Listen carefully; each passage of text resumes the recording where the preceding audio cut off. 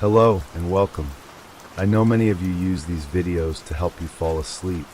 So before we begin, be sure to like the video and subscribe to the channel. Also comment where you're from and at what time you're watching. Take a moment to get comfortable, relax, and let yourself unwind. Name of the story: The Book of Forgotten Names. The library was silent except for the faint hum of the fluorescent lights and the occasional rustle of a page being turned. Ethan Woods had worked here for 20 years, content to live among the shelves of forgotten tomes and their faint smell of ink and decay. He often thought of the library as a sanctuary, a place where time stopped and the outside world felt distant. But on that cold autumn evening, something shifted, and the library began to feel different. Ethan was shelving books in the farthest corner of the building, an area rarely visited by patrons. This section was reserved for the old, fragile texts, books that were more history than literature, their leather covers cracked and spines barely holding together. He'd always found comfort in this corner, but tonight the air felt heavier. As he reached for a space on the shelf, his fingers brushed against something. He pulled his hand back, startled, then leaned closer to see what it was. There, wedged between two massive encyclopedias, was a book he'd never seen before. Its cover was plain, a deep black that seemed to absorb the dim light around it. There was no title, no markings, just the texture of old leather and an unsettling coldness when he touched it. Frowning, Ethan pulled the book out and examined it. It felt heavier than it should, as though it carried more than just pages inside. He opened the cover, revealing a first page that was blank except for a single sentence written in a spidery hand. The names of all who are, all who were, and all who will be. Ethan's heart skipped a beat. He flipped to the next page and saw a list of names written in the same delicate handwriting, each name perfectly spaced from the next. Some of the names he recognized, famous figures from history, but most were unfamiliar. The pages were thin, almost translucent, and seemed endless as he turned them. Ethan? He jumped, nearly dropping the book. It was Claire, his coworker, standing at the edge of the aisle with an armful of books. "Sorry," she said, noticing his startled expression. "Didn't mean to scare you. Everything okay?" "Yeah," Ethan replied, though his voice wavered. He held up the book. "Have you ever seen this before?" Claire squinted at it, then shook her head. "No. Looks like one of the older ones, though." "Where'd you find it?" "Right here," Ethan said, gesturing to the shelf. "It was just sitting there." Claire shrugged. "Well, maybe someone misplaced it. Happens all the time. You know how messy the archives can get." Ethan nodded but couldn't shake the unease curling in his chest. "Yeah, maybe." Claire smiled and turned to leave. "Don't stay too late, okay? It's already past closing." "I won't," Ethan said, though he wasn't sure he meant it. Once Claire was gone, he returned his attention to the book. Something about it compelled him, drawing him in despite the discomfort it caused. He flipped through more pages, scanning the endless list of names. Then he froze. There, on one of the pages, was his name, Ethan Woods. He stared at it, his pulse quickening. It wasn't just his name. It was the exact way he signed it, the slightly uneven loop in the E and the faint slant of his handwriting. It was as though someone had traced his signature from a document and placed it here. His hands trembled as he flipped to the next page. His name appeared again, then again on the page after that. Each time, it looked slightly different, as though it were fading, the ink growing thinner and more fragile. "What the hell is this?" Ethan whispered to himself. He slammed the book shut, the sound echoing in the empty library. For a moment, he considered putting it back on the shelf and walking away. But something deep inside him, a mix of curiosity and dread, urged him to take the book home.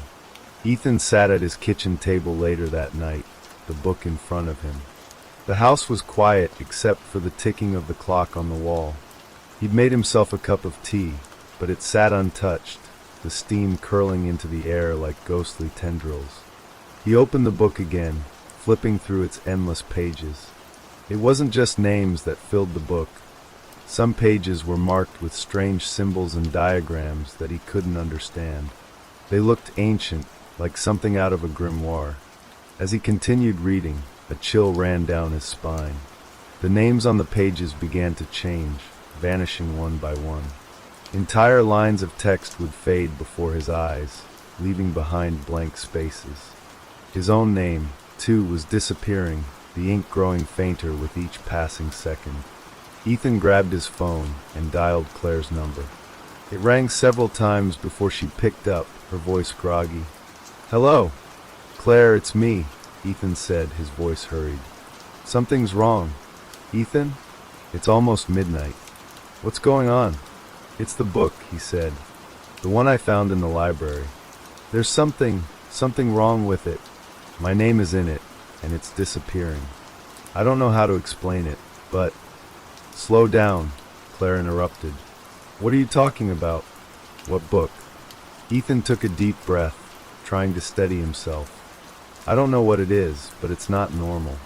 I need you to come over and see this." There was a long pause on the other end of the line. Finally, Claire sighed. "All right, give me 20 minutes." Ethan hung up and stared at the book. The fading names were accelerating now, entire pages going blank in seconds. It felt as though the book were alive, consuming the names with a hunger he couldn't understand. He slammed it shut again, hoping to stop whatever was happening. But the silence that followed was even more unnerving. A knock at the door made him jump. Ethan's heart pounded as he walked to the door. The knock came again, louder this time, reverberating through the quiet house. He paused for a moment, his hand hovering over the doorknob, before finally opening it. Claire stood on the porch, her coat pulled tightly around her against the cold. She looked concerned, her brow furrowed as she studied his pale face. "Ethan, you look like you've seen a ghost," she said. He stepped aside to let her in, glancing nervously down the empty street before shutting and locking the door. "Thanks for coming," he said, his voice barely above a whisper. Claire slipped off her coat and followed him to the kitchen. Her eyes fell on the book sitting on the table, its black cover gleaming faintly under the overhead light. "That's it?" she asked. Ethan nodded. "You have to see for yourself. It's doing something to the names." "To my name?" Claire gave him a skeptical look, but sat down at the table. She opened the book carefully, flipping through its pages. At first, her expression was one of mild curiosity, but then her brows knitted together, and her mouth tightened into a thin line. "What is this?" she asked, her tone sharper now. "I don't know," Ethan said. "I found it in the library. Look at the pages, look at the names. They're disappearing." Claire stared at the book for a moment, then back at Ethan. "How do you know they're disappearing?" "I watched it happen," he said. "My name was in there. It started fading, and now it's almost gone." Claire turned back to the book, flipping through more pages. Her movements became slower, more deliberate, as if she were trying to make sense of what she was seeing. Then she froze. "Wait," she said, pointing to a name on the page. That's my name." Ethan leaned over, his eyes widening. Sure enough, Claire's name was there, written in the same spidery handwriting as the others. But just like his, it was starting to fade. "Do you see it?" Ethan asked, his voice trembling. "Do you see what it's doing?" Claire nodded slowly, her face pale. She reached out to touch the name, but the moment her fingers brushed the page, the ink began to vanish faster. It was as if her touch had accelerated the process. She pulled her hand back as if burned. "Ethan, what is this? This isn't normal." "I don't know," he said, running a hand through his hair. "I've been trying to figure it out, but nothing makes sense. It's like the book is alive." Claire stood up abruptly, pushing the chair back with a scrape. "We need to get rid of it. Burn it, throw it away, something." Ethan shook his head. "I don't think it's that simple. What if it's connected to us somehow? What if destroying it makes things worse?" Claire stared at him, her eyes wide with fear. "Worse? How could it get worse?" Our names are disappearing, Ethan. If we don't do something, what happens when they're gone? Ethan didn't have an answer. He looked at the book again, its blank cover seeming to mock him. "Let me try something," he said, grabbing a pen from the counter. "What are you doing?" Claire asked. "I'm going to write my name back in," he said. Maybe I can reverse whatever this is." Claire hesitated, but didn't stop him. Ethan opened the book to the page where his name had been and pressed the pen to the paper. He wrote carefully, each letter shaky but deliberate, Ethan Woods. For a moment, nothing happened. Then, to his horror, the ink began to bleed into the paper, spreading like black veins. The letters twisted and writhed, forming shapes he couldn't recognize. The book shuddered, its pages fluttering as though caught in an unseen wind. Ethan dropped the pen and stumbled back. What the hell?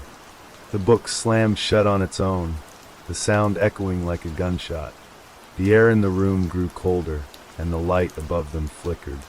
"Ethan," Claire said, her voice shaking. "What did you do?" "I don't know," he shouted. "I was just trying to." He was cut off by a low, rumbling noise that seemed to come from everywhere and nowhere at once. It was deep and guttural, like the growl of a beast. Claire grabbed his arm. "We need to leave." "Now." Ethan nodded, his mind racing. But as they turned toward the door, the lights went out, plunging the house into darkness. For a moment, the only sound was their breathing, shallow and quick in the oppressive darkness. Ethan fumbled for his phone, the cold weight of fear pressing against his chest. When he finally managed to turn on the flashlight, the weak beam cut through the shadows, illuminating Claire's terrified face. "We need to get out of here," she whispered, clutching his arm tightly. Ethan nodded, his throat too dry to speak. Together, they moved toward the door, the light shaking in his unsteady hand. But just as they reached the hallway, the book erupted into motion behind them. The sound of fluttering pages filled the room, growing louder and louder until it became a deafening roar. Ethan turned the flashlight back toward the kitchen, and what he saw made his blood run cold. The book was floating in midair, its cover flapping open and shut like a jaw. Pages whipped around violently, their edges gleaming like blades in the dim light. Then, without warning, the book slammed shut and fell to the table with a heavy thud. Both Ethan and Claire froze, their eyes fixed on the still object. Is it over?" Claire asked, her voice barely audible. Before Ethan could answer, the rumbling noise returned, deeper and more menacing than before. The air in the room seemed to thicken, pressing down on them like an invisible weight. Then, slowly, the book began to open again, its pages flipping on their own. Ethan's flashlight flickered as the room was filled with an eerie, pulsating glow. The light wasn't coming from the bulb above them. It was coming from the book itself. A strange, otherworldly aura seeped out of its pages, casting long, distorted shadows on the walls. And then they saw it.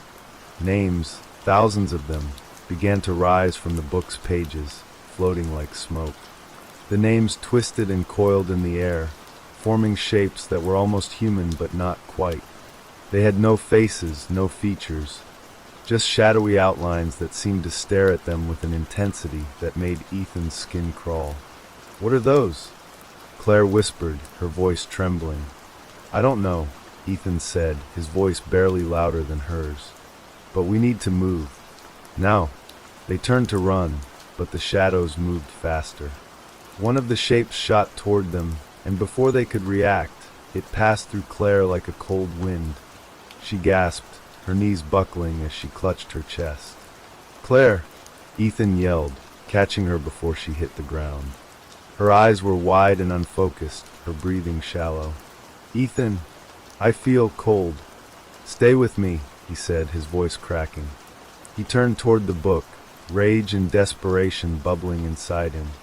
"What do you want from us?" The shadows didn't answer, but the pages of the book began to flip again, faster this time. Words started appearing on the blank spaces, written in that same spidery handwriting.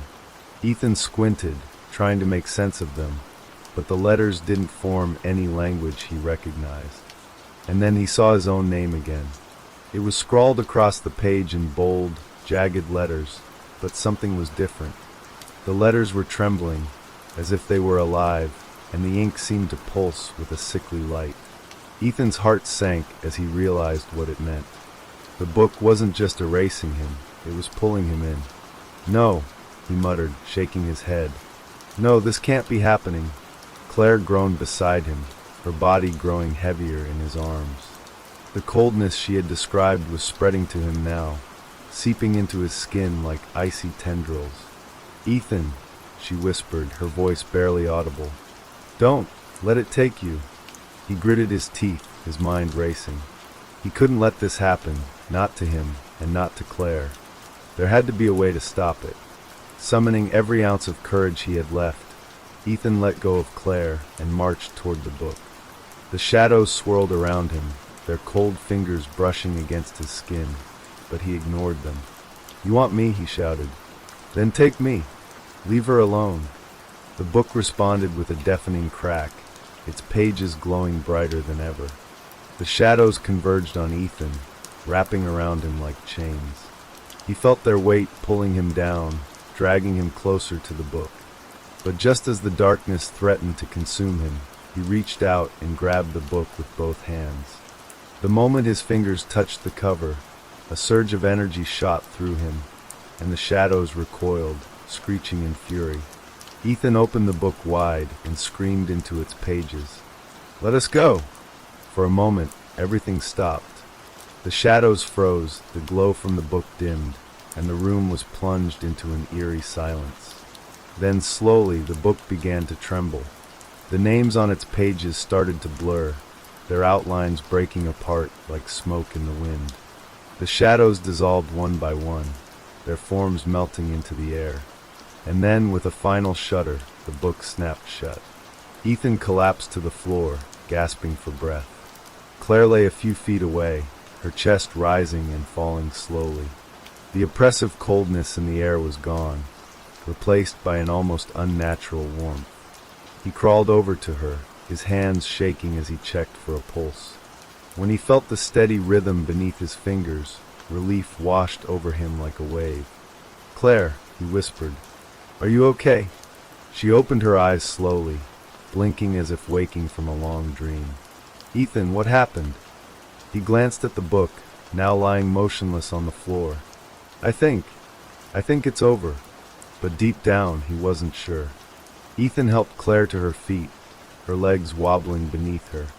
She leaned heavily on him, her face pale and drawn, but there was a spark of life in her eyes again.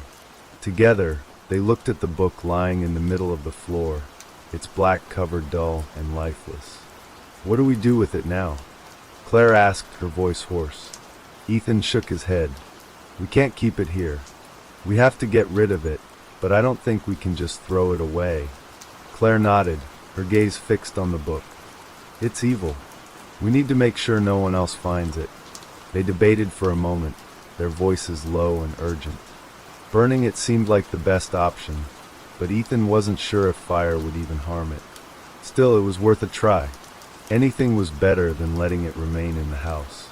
Ethan grabbed the book cautiously, half expecting it to spring to life again, but it remained still.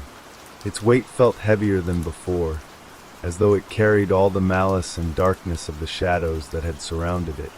"Let's go to the fire pit in the backyard," he said.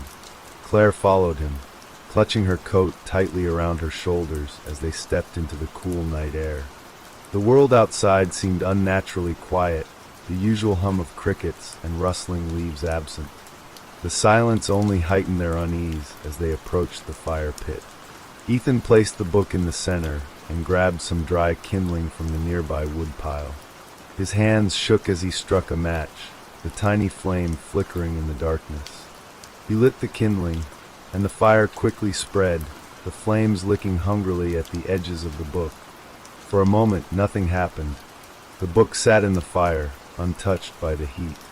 Ethan and Claire exchanged nervous glances, their breaths visible in the cold air. Then the fire changed. The flames turned black, their edges glowing with a sickly green light. The air around them grew heavy, pressing down on their chests like an invisible weight. A low, guttural hum filled the night, vibrating through the ground beneath their feet. "Ethan, what's happening?" Claire asked, her voice trembling. "I don't know," he said, stepping back. "Just stay behind me." The book began to tremble, its cover cracking open slightly. A thin wisp of smoke rose from its pages, curling upward like a living thing. It twisted and writhed in the air before shooting toward Ethan and Claire. Ethan grabbed Claire's arm and pulled her back as the smoke swirled around them, cold and suffocating. He could feel it pressing against his skin, seeping into his lungs with every breath. "We have to get out of here," Claire shouted, coughing violently. But before they could move, the smoke suddenly retreated, sucked back into the book. The flames flared one last time before extinguishing themselves, leaving the book untouched in the center of the pit. Ethan stared at it, his heart sinking. "It didn't work," he said, his voice hollow. Claire shook her head, her eyes wide with fear. "Then what do we do?" Ethan didn't answer. His mind raced, trying to come up with a solution. The book was unlike anything he'd ever encountered, something ancient and otherworldly. Destroying it might not be possible, but he couldn't leave it where it could harm anyone else. "We bury it," he said finally. "Bury it?" Claire repeated, her voice skeptical. "Deep. Somewhere no one will ever find it." Claire hesitated, but eventually nodded. "Fine, but we have to do it now." They worked quickly, digging a hole at the farthest edge of the backyard. The soil was hard and cold, but the urgency of the situation gave them strength. When the hole was deep enough, Ethan placed the book inside, its dark cover gleaming faintly under the moonlight. He hesitated for a moment, staring down at it. Part of him wanted to open it one last time, to see if his name was still inside, but the fear of what might happen held him back. "Ethan," Claire said softly, placing a hand on his shoulder. "Let's finish this." He nodded and began shoveling dirt back into the hole. As the book disappeared beneath the soil, a strange sense of relief washed over him. It wasn't gone, but at least it was contained. When they were finished, they stood in silence, staring at the freshly turned earth.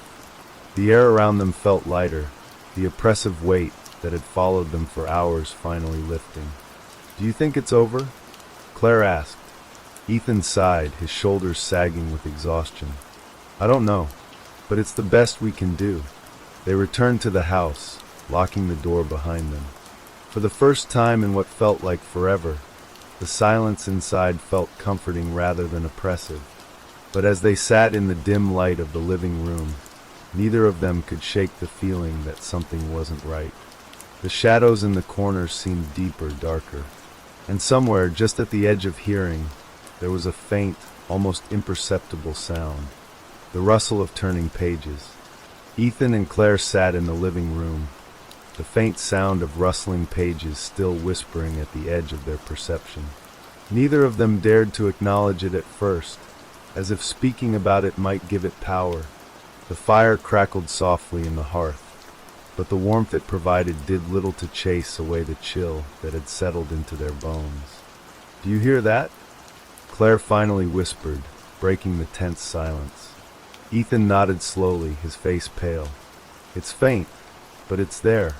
Claire hugged herself, glancing toward the windows.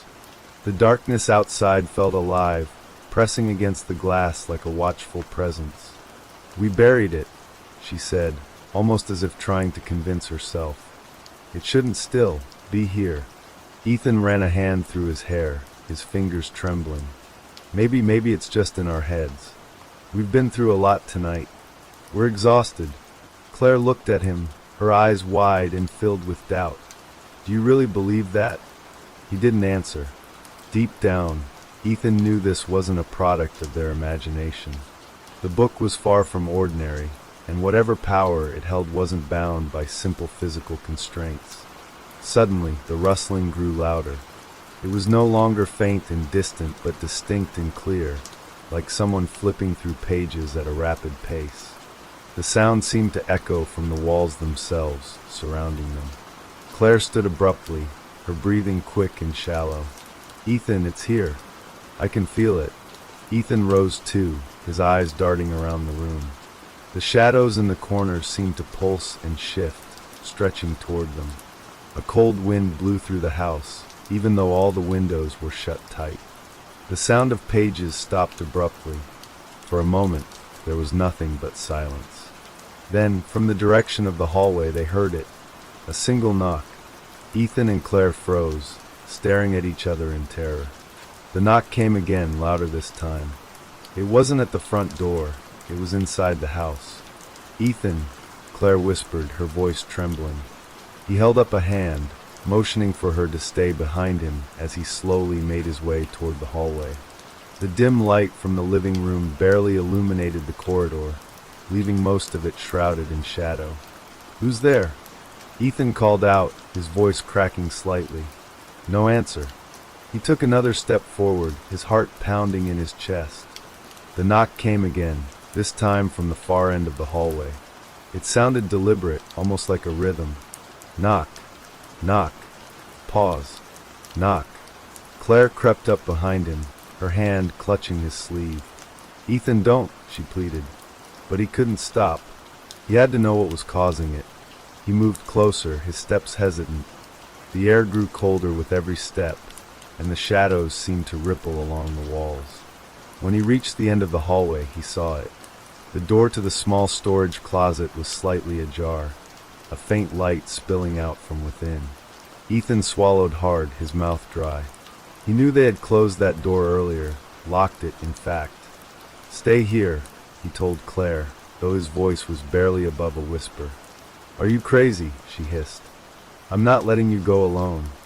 Before Ethan could argue, the door creaked open on its own, the light from inside growing brighter. It wasn't a natural light. It was an eerie, pale glow that seemed to pulse like a heartbeat. Against every instinct screaming at him to run, Ethan stepped forward and peered inside. The book was there. It sat on the floor in the center of the closet, its cover pristine and untouched by the dirt they had buried it under. The pages were fanned out slightly, as if it had been recently read. Ethan stumbled back, his chest tightening with panic. No, this isn't possible. We buried it." Claire peeked around him, her face going pale as she saw the book. How? How is it back here?" The book's pages began to turn on their own, flipping rapidly before stopping abruptly. The light from the book grew brighter, illuminating the words on the open page. Ethan squinted, trying to make sense of the text. It was his name, written over and over again, but now the letters were fading, dissolving into the paper as if being erased by an invisible hand. "No!" Ethan shouted, lunging toward the book. But as his fingers grazed the cover, the book snapped shut with a deafening thud. The light vanished, plunging the hallway into darkness. Claire screamed, and Ethan grabbed her hand, pulling her back toward the living room. The shadows seemed to come alive, reaching for them with long, inky tendrils. "Run!" Ethan yelled, his voice echoing through the house. They bolted for the front door, the air around them growing colder with every step. The rustling sound returned, louder than ever, accompanied by whispers that seemed to come from every direction. When they reached the door, Ethan fumbled with the lock, his hands shaking uncontrollably. The whispers grew into a cacophony of voices, overlapping and distorted. "Leave me alone!" Claire screamed, covering her ears. Finally, the lock clicked open, and they stumbled out into the night. The cold air hit them like a wall, but they didn't stop running. They didn't look back. They didn't need to. The sound of rustling pages followed them into the dark. Ethan and Claire didn't stop running until they reached the edge of the woods near their house. The dense trees offered a small sense of protection, though the cold night air seemed to bite even deeper here. They collapsed onto the damp ground, gasping for breath. Ethan glanced back toward the house, which was now little more than a dark outline against the sky. It stood there, quiet and still, as if mocking them for trying to escape. The faint sound of rustling pages still echoed in his ears, though he couldn't tell if it was real or just in his mind. What do we do now?" Claire asked, her voice shaky. Ethan shook his head, struggling to think clearly. "I don't know. I don't think we can go back. Not while that thing is still there." Claire wrapped her arms around herself, her whole body trembling. "It's not just in the house, Ethan. It's following us. Don't you feel it?" He didn't want to admit it, but she was right. There was a presence, an oppressive weight in the air that seemed to press down on them no matter where they went. It was as if the book had attached itself to them, and burying it, or even running, wouldn't make it stop. "We have to find a way to end this," Ethan said finally. "For good. How?" Claire demanded, her voice rising in panic. "We've tried everything. We buried it, we burned it, and it's still here." Ethan stared at the ground, his mind racing. The book wasn't just an object. It was something far more powerful. Destroying it might not be possible, but maybe... "What if it needs something from us?" he said, the thought forming as he spoke. Claire frowned. "What do you mean?" "I mean, it's connected to us somehow, right? It showed us our names, it's erasing them. Maybe it won't stop until it's taken something. Our existence, our lives, I don't know." Claire shook her head, tears streaming down her face. "No, Ethan. We can't just give in to it. There has to be another way." Before Ethan could respond, a sudden noise cut through the air, a deep, resonant thud that seemed to come from the direction of the house. It was followed by another, and then another, like the sound of something massive moving through the earth. Claire clutched Ethan's arm, her nails digging into his skin. "What is that?" Ethan didn't answer. His eyes were fixed on the house, where faint lights had begun to flicker in the windows. The thudding grew louder, accompanied by a low, guttural hum that seemed to vibrate through the ground beneath them. "We have to go back," he said suddenly. Claire stared at him in disbelief. "What? Are you insane? We barely made it out of there alive." "I know," Ethan said, his voice firm. "But running isn't going to solve this. Whatever's happening, it's not going to stop unless we face it." Claire hesitated, fear etched across her face. But after a long moment, she nodded. "Okay, but if we're doing this, we're doing it together." They made their way back to the house, their steps slow and hesitant. The thudding sound grew louder with each step, the vibrations shaking the ground beneath their feet. When they reached the front yard, they stopped, staring in horror at what lay before them. The house was changing. Its walls seemed to pulse and shift, as though it were alive. The windows glowed with an eerie light, and dark, root-like tendrils were spreading out from the foundation, digging into the ground like the claws of some enormous beast. Claire grabbed Ethan's hand, her grip tight. "This isn't real," she whispered, though the trembling in her voice betrayed her disbelief. "It's real enough," Ethan said grimly. "Come on." They approached the house cautiously, the air around them thick and heavy. The front door stood wide open, revealing nothing but darkness beyond. Ethan hesitated, then stepped inside, pulling Claire with him. The interior of the house was unrecognizable. The walls were lined with bookshelves that stretched impossibly high, disappearing into the shadows above. The air was filled with the sound of rustling pages, and the floor beneath their feet felt soft, like damp earth. "Ethan," Claire's voice was barely audible over the sound of the pages. "I know," he said, his eyes scanning the room. It's like the book. The whole house has become the book." As they moved deeper into the house, the rustling grew louder, the sound almost deafening. The shelves seemed to shift and move, rearranging themselves into a maze-like pattern that left them disoriented. Suddenly, a voice echoed through the air, deep and resonant. "You cannot escape." Ethan and Claire froze, their eyes wide with terror. The voice seemed to come from everywhere at once, surrounding them. "Who are you?" Ethan demanded, his voice shaking. The voice didn't answer. Instead, the shelves began to move again, opening a path that led deeper into the house. A pale, flickering light illuminated the way, casting long, twisted shadows on the walls. Claire grabbed Ethan's arm. "We don't have to follow it," she said desperately. "Yes, we do," Ethan said, his voice firm. "This is the only way to end it." They followed the path, the light growing brighter as they moved forward. At the end of the corridor, they found themselves in a small, circular room. In the center of the room was a pedestal, and on the pedestal sat the book. It was open, its pages glowing faintly. As they stepped closer, they saw that the names on the pages were moving, shifting like words written in sand. Ethan reached out, his hand trembling. "Ethan, don't!" Claire cried, but it was too late. His fingers brushed the edge of the book, and the world around them erupted into chaos. The room dissolved into a whirlwind of light and sound, the walls collapsing into an infinite void. Ethan and Claire were no longer in the house. They were nowhere. Around them, a storm of pages swirled, each one etched with countless names that flickered in and out of existence. The air was thick with the sound of rustling paper and a low, menacing hum that seemed to come from the void itself. Claire clung to Ethan, her voice barely audible over the cacophony. "What's happening? Where are we?" Ethan couldn't answer. His eyes were locked on the book, still clutched in his hands. The pages flipped wildly on their own, faster than he could read. The names blurred together, forming a river of letters that flowed endlessly across the glowing pages. The voice returned, louder and more commanding than before. "You have opened the gate." Ethan turned in every direction, trying to locate the source of the voice. "Who are you? What do you want from us?"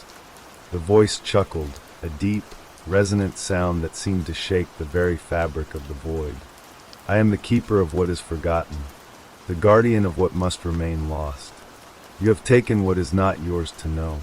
Claire stepped forward, her fear momentarily overshadowed by anger. "We didn't ask for this. We didn't want any of this. Just let us go." The swirling pages slowed, and the void seemed to settle slightly. The voice spoke again, its tone colder now. "You cannot leave. Not without a cost. The book does not release its hold so easily." Ethan clenched his fists, the book trembling in his hands. "What do you want? How do we stop this?" The voice laughed again, a hollow, bone-chilling sound. "The book feeds on what you hold most dear, your existence, your memories, your very soul. But it is not without mercy. There is a way to end this, if you are willing to pay the price." Claire's voice wavered. What price?" The pages of the book stilled, settling on a single glowing page. Ethan and Claire leaned in, their names written in bold, shimmering letters at the top. But beneath their names were blank spaces, empty lines waiting to be filled. "You must choose," the voice intoned. "One name will remain. The other will be erased. Only then will the book release its hold." Ethan and Claire stared at the book in horror. The implications of the voice's words were clear. One of them would have to sacrifice everything to save the other. "No," Claire said, shaking her head. "There has to be another way." "There is no other way," the voice replied. "The book has already begun its work. Delay, and both of you will be consumed." Ethan looked at Claire, his heart breaking at the thought of what he had to do. "Claire, I won't let you do this. It's my fault we're here. No!" Claire interrupted, grabbing his arm. "Don't you dare say that. We're in this together. We'll find another way." Ethan shook his head, his grip tightening on the book. "There is no other way. You heard what it said. One of us has to do this, or we both lose everything." Claire's eyes filled with tears, but she didn't back down. "If you do this, I won't forgive you. I can't live with myself knowing you're gone because of me. And I can't live knowing I let you disappear," Ethan said softly. "I love you, Claire. That's why I have to do this." Before Claire could stop him, Ethan pressed his hand to the page. The letters of his name began to shimmer, then slowly fade, as though they were being erased by an unseen hand. The moment his name disappeared completely, the world around them shifted. The void collapsed inward, and the storm of pages dissolved into nothingness. Claire found herself back in the house, standing in the empty circular room. The pedestal was gone, and so was the book.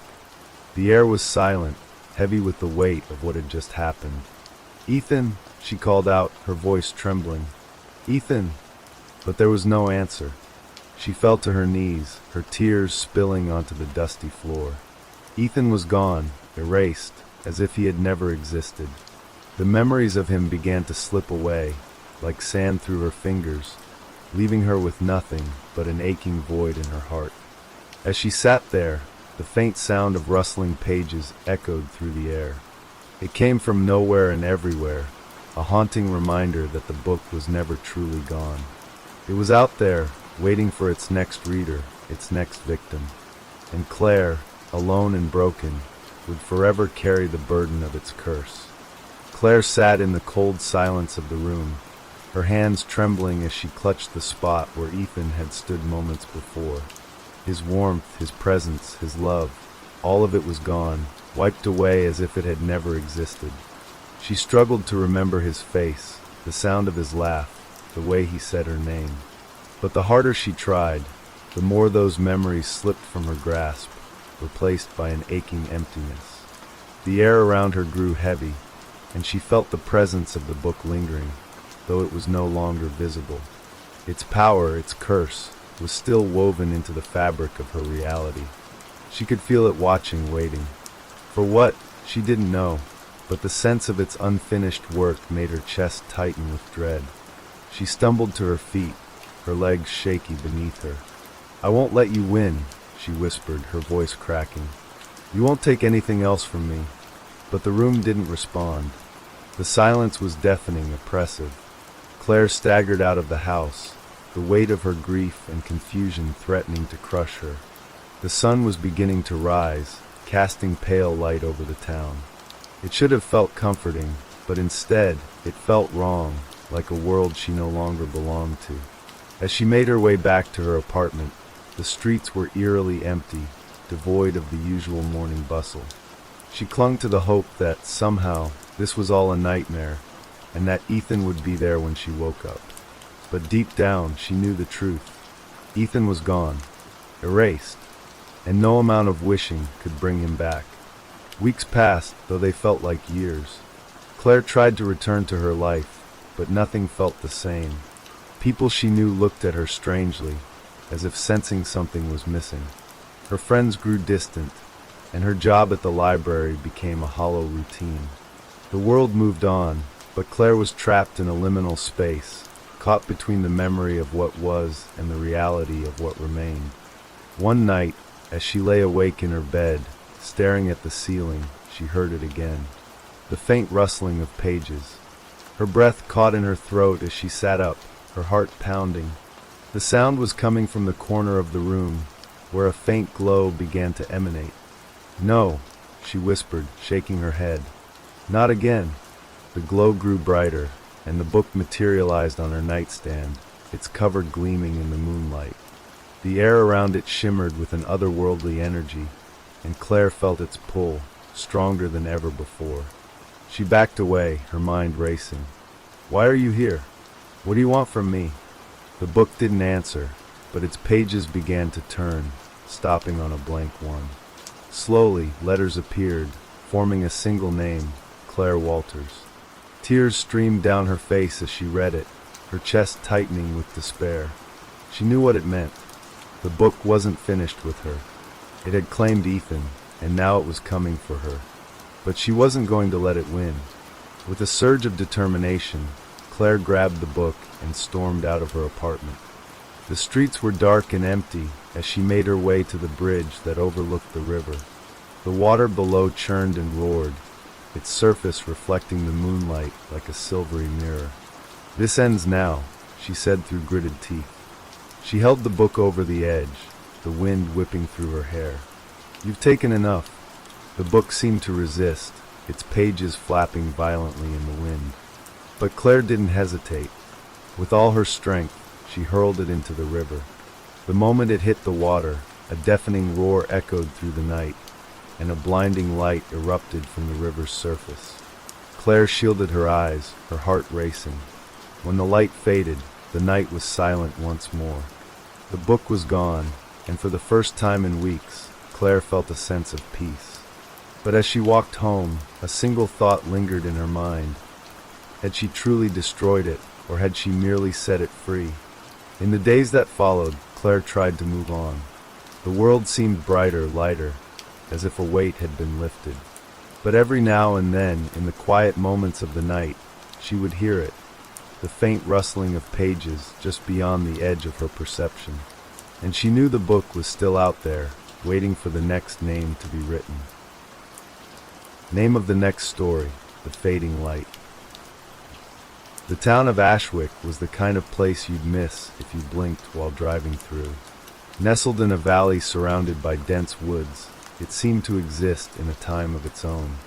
The streets were cobbled and narrow, the houses weathered and leaning, and in the center of it all stood the clock tower. The tower was tall and imposing, its face stained with age, and its hands forever frozen at midnight. For as long as anyone could remember, the clock had stopped chiming at the stroke of 12, as if marking the end of a day was something forbidden. No one in Ashwick ever spoke about the clock tower. Visitors often asked, curious about its silence, but the townsfolk would wave the question away with vague answers or change the subject entirely. It was an unspoken rule to leave the tower alone, one that everyone seemed to obey without question. When Andrew Hall arrived in Ashwick, the air of unease was immediate. He was an outsider, drawn to the town by an old letter he'd found among his late grandfather's belongings. The letter was addressed to someone named Thomas Hall and mentioned a debt owed and a secret buried in Ashwick. Andrew didn't know much about his grandfather's life before moving to the city, but the cryptic note had been enough to pique his curiosity. The first thing Andrew noticed about Ashwick was how quiet it was. Not the peaceful kind of quiet, but an eerie stillness that seemed to press against his ears. Even the birds in the trees were silent, their nests perched like dark eyes watching his every move. At the only inn in town, Andrew introduced himself to the innkeeper, a gaunt man with hollow cheeks and eyes that darted nervously. "Hall, you said?" the innkeeper repeated, his voice barely above a whisper. "Yes, Andrew Hall," Andrew replied, offering a friendly smile. "My grandfather was Thomas Hall. I believe he might have lived here many years ago." The innkeeper's face paled, and he quickly looked away, busying himself with the ledger on the counter. "Don't know the name," he muttered. "You'll find most folks here don't remember much of anything beyond what's necessary." Andrew frowned, but didn't press the matter. He paid for a room, and decided he'd explore the town the next day. That night, as he lay in the lumpy bed staring at the cracked ceiling, he couldn't shake the feeling that he was being watched. The following morning, Andrew set out to learn more about his grandfather's connection to Ashwick. He asked around, but every person he approached seemed uncomfortable, their answers short and evasive. It wasn't until he mentioned the clock tower that he saw a spark of recognition in their eyes, followed immediately by fear. "You'd best leave the tower alone," an elderly woman warned him. She was sitting on a bench outside the bakery, her hands trembling as she clutched a loaf of bread. "Some things are meant to stay broken." "Why?" Andrew asked, crouching to meet her gaze. "What's so dangerous about it?" She shook her head, her lips pressing into a thin line. "You're not from here. You wouldn't understand. Just go home, boy. Forget you ever came to this place." But Andrew couldn't forget. The more people told him to leave the clock tower alone, the more determined he became to uncover its secrets. That evening, as the sun dipped below the horizon and the town was bathed in twilight, Andrew found himself standing at the base of the tower.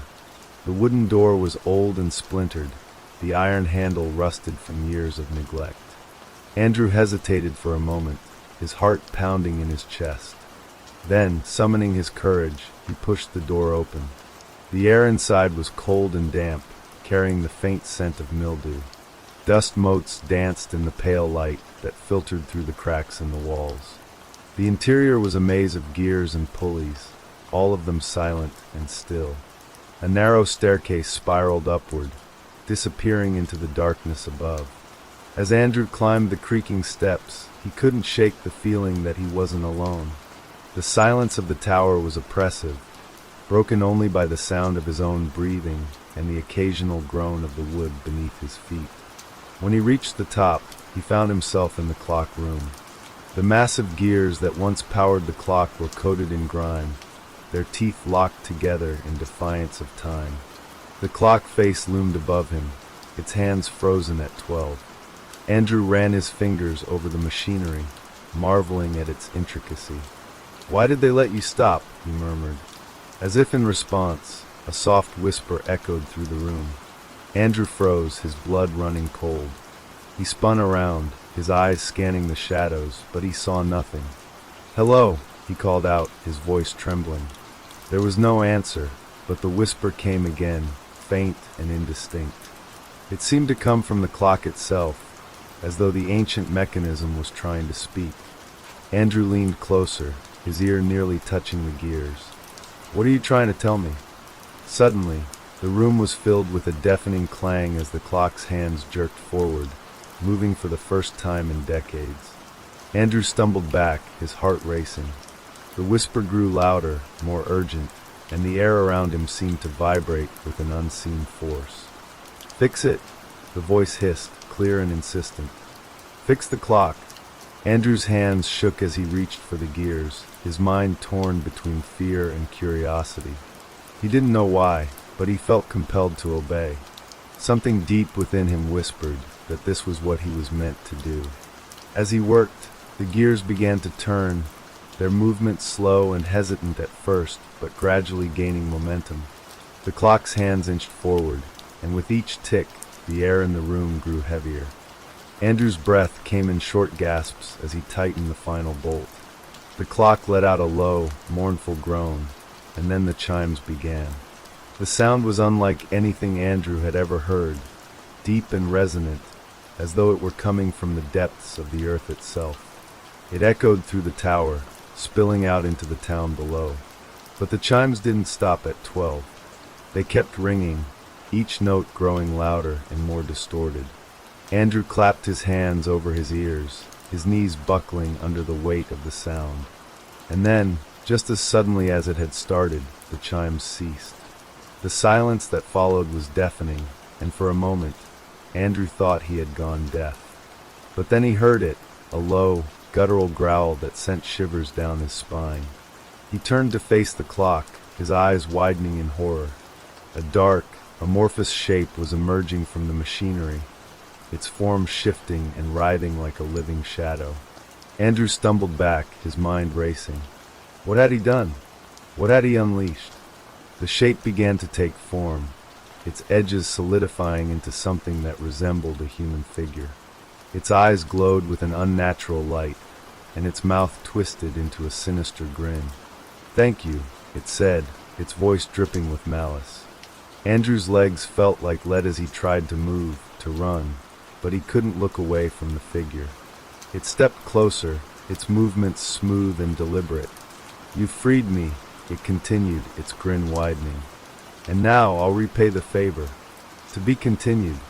Andrew's chest tightened as the figure moved closer, its shadowy form pulsating with a sickly light.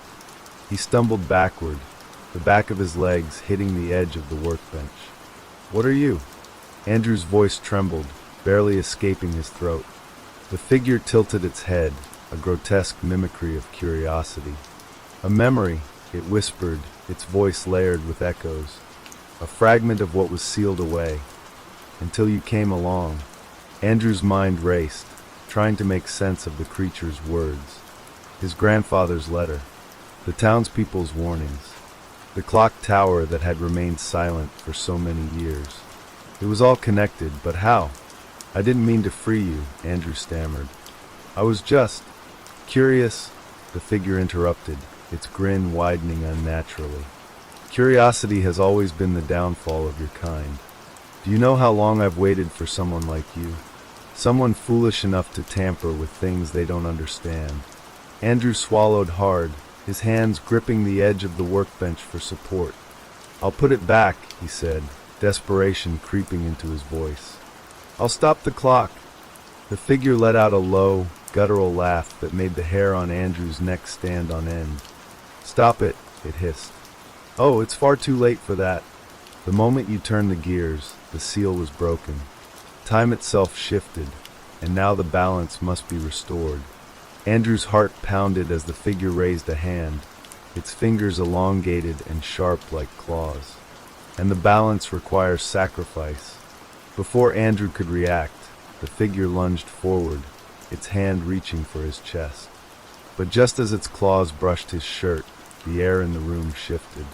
A deep, resonant chime echoed through the tower, the sound vibrating in Andrew's bones. The figure recoiled, its form flickering like a flame in the wind. It snarled, its glowing eyes narrowing. "The clock's not ready," it spat. "But it will be soon." With that, the figure dissolved into shadow, its form seeping into the cracks between the floorboards. Andrew stood frozen, his breath coming in ragged gasps. The room was silent once more, save for the faint ticking of the clock. He didn't know how long he stood there, staring at the spot where the figure had vanished. Finally, he forced himself to move, his legs trembling as he descended the spiral staircase. The cold air of the night hit him as he stumbled out of the tower, and he realized with a start that the town was eerily quiet. No lights shone in the windows of the houses, and the streets were deserted. Even the ever-present stillness of the town felt heavier, more oppressive. Andrew's stomach churned as he made his way back to the inn, his mind replaying the events in the clock tower. When he reached the inn, he found the door locked. He pounded on it, his fists echoing in the empty street. "Let me in," he shouted, his voice cracking. "Please, I need help." After what felt like an eternity, the door creaked open, and the innkeeper peered out. His face was pale, his eyes wide with fear. "What did you do?" he whispered, his voice trembling. Andrew pushed past him, collapsing into a chair by the fireplace. "There was something in the tower," he said, his voice hoarse. "Something alive. It said I freed it." The innkeeper's hands shook as he closed the door and bolted it. "You shouldn't have gone there," he muttered, pacing back and forth. The clock was the only thing keeping it contained. Andrew looked up at him, his eyes pleading. "What is it? What did I release?" The innkeeper stopped pacing, his shoulders sagging. "It's a curse," he said quietly. "A curse that's plagued this town for generations. The clock was enchanted to keep it at bay, to trap it in a moment of time. But now that you've set it in motion..." He trailed off, his face lined with despair. Andrew's stomach dropped. "How do we stop it?" he asked, his voice barely above a whisper. The innkeeper shook his head. "I don't know," he admitted. "No one alive does. But if the chimes have begun, it means the curse is spreading. It won't stop until it consumes everything." Andrew's mind reeled. He thought of the shadowy figure, its glowing eyes and menacing grin. "There has to be a way," he said, his voice rising. "There has to be something we can do." The innkeeper sighed, sinking into a chair across from Andrew. "If there is, it's buried in the past. Your family's past, to be exact. The Halls were the ones who brought the curse here in the first place." Andrew's breath caught in his throat. "What are you talking about?" The innkeeper leaned forward, his voice low and urgent. "Your grandfather wasn't the first Hall to come to Ashwick. Generations ago, your ancestors made a deal that turned sour. The clock tower was built as a prison for the curse, a way to contain the damage. But now that it's free..." Andrew's hands clenched into fists. The letter, the warnings, the strange compulsion to fix the clock, it all made sense now. His family was tied to the curse, and somehow, he was at the center of it all. "What do I have to do?" he asked, his voice steady despite the fear gnawing at his insides. The innkeeper hesitated, then shook his head. "I don't know," he admitted. "But if you don't find a way to stop it, this town, and everyone in it, is doomed." Andrew sat in the dimly lit room, his mind racing as the innkeeper's words echoed in his head. This town and everyone in it is doomed. He stared into the dying embers of the fireplace, feeling the weight of guilt pressing down on him. The curse was his family's legacy, and now it had been unleashed. "Where do I start?" Andrew asked, his voice hollow. He looked up at the innkeeper, who was wringing his hands nervously. The innkeeper hesitated, glancing toward the window as if expecting something or someone to be watching. Finally, he spoke in a hushed tone. "There's an old ledger in the town archives. It's said to contain the history of Ashwick, including the clock tower and the curse. If there are any answers, they'd be there." Andrew frowned. "The archives? Aren't they part of the old library I passed on my way in?" The innkeeper's face tightened. "Yes, but the library's been abandoned for years. No one goes there anymore." "Why not?" The innkeeper swallowed hard. "Because strange things started happening there after the clock stopped. People would go in and hear whispers, or see shadows moving where there shouldn't be any. Some never came back at all." Andrew felt a chill run down his spine, but he pushed the fear aside. He had no choice, he needed answers. "I'll go there first thing in the morning." The innkeeper shook his head. "No, you'll go now. The longer you wait, the stronger it'll get. You don't have time to waste." Andrew glanced at the clock on the wall, its hands ticking steadily toward midnight. "But it's dark out," he protested. "If it's dangerous during the day, how much worse will it be at night?" The innkeeper's eyes darkened. "Worse things than shadows come out after midnight, boy. If you wait, you'll never make it back." Andrew nodded reluctantly. He grabbed his jacket and flashlight, steeling himself for what lay ahead. As he stepped out into the night, the innkeeper called after him, his voice trembling. "Be careful, and whatever you do, don't look back if you hear something. Just keep moving."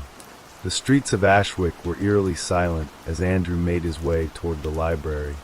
The faint glow of his flashlight illuminated the cobblestones, but beyond its beam, the darkness felt alive, pressing in on him from all sides.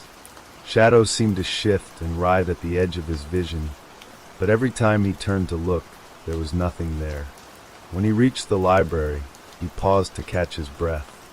The building loomed before him, its windows shattered and its wooden doors hanging crooked on their hinges. Ivy crawled up the stone walls, as though nature itself was trying to reclaim the place. Andrew hesitated, his hand hovering over the door. A low, distant hum filled the air, barely audible but unnervingly persistent. He tried to convince himself it was just the wind, but deep down he knew better. With a deep breath, he pushed the door open and stepped inside.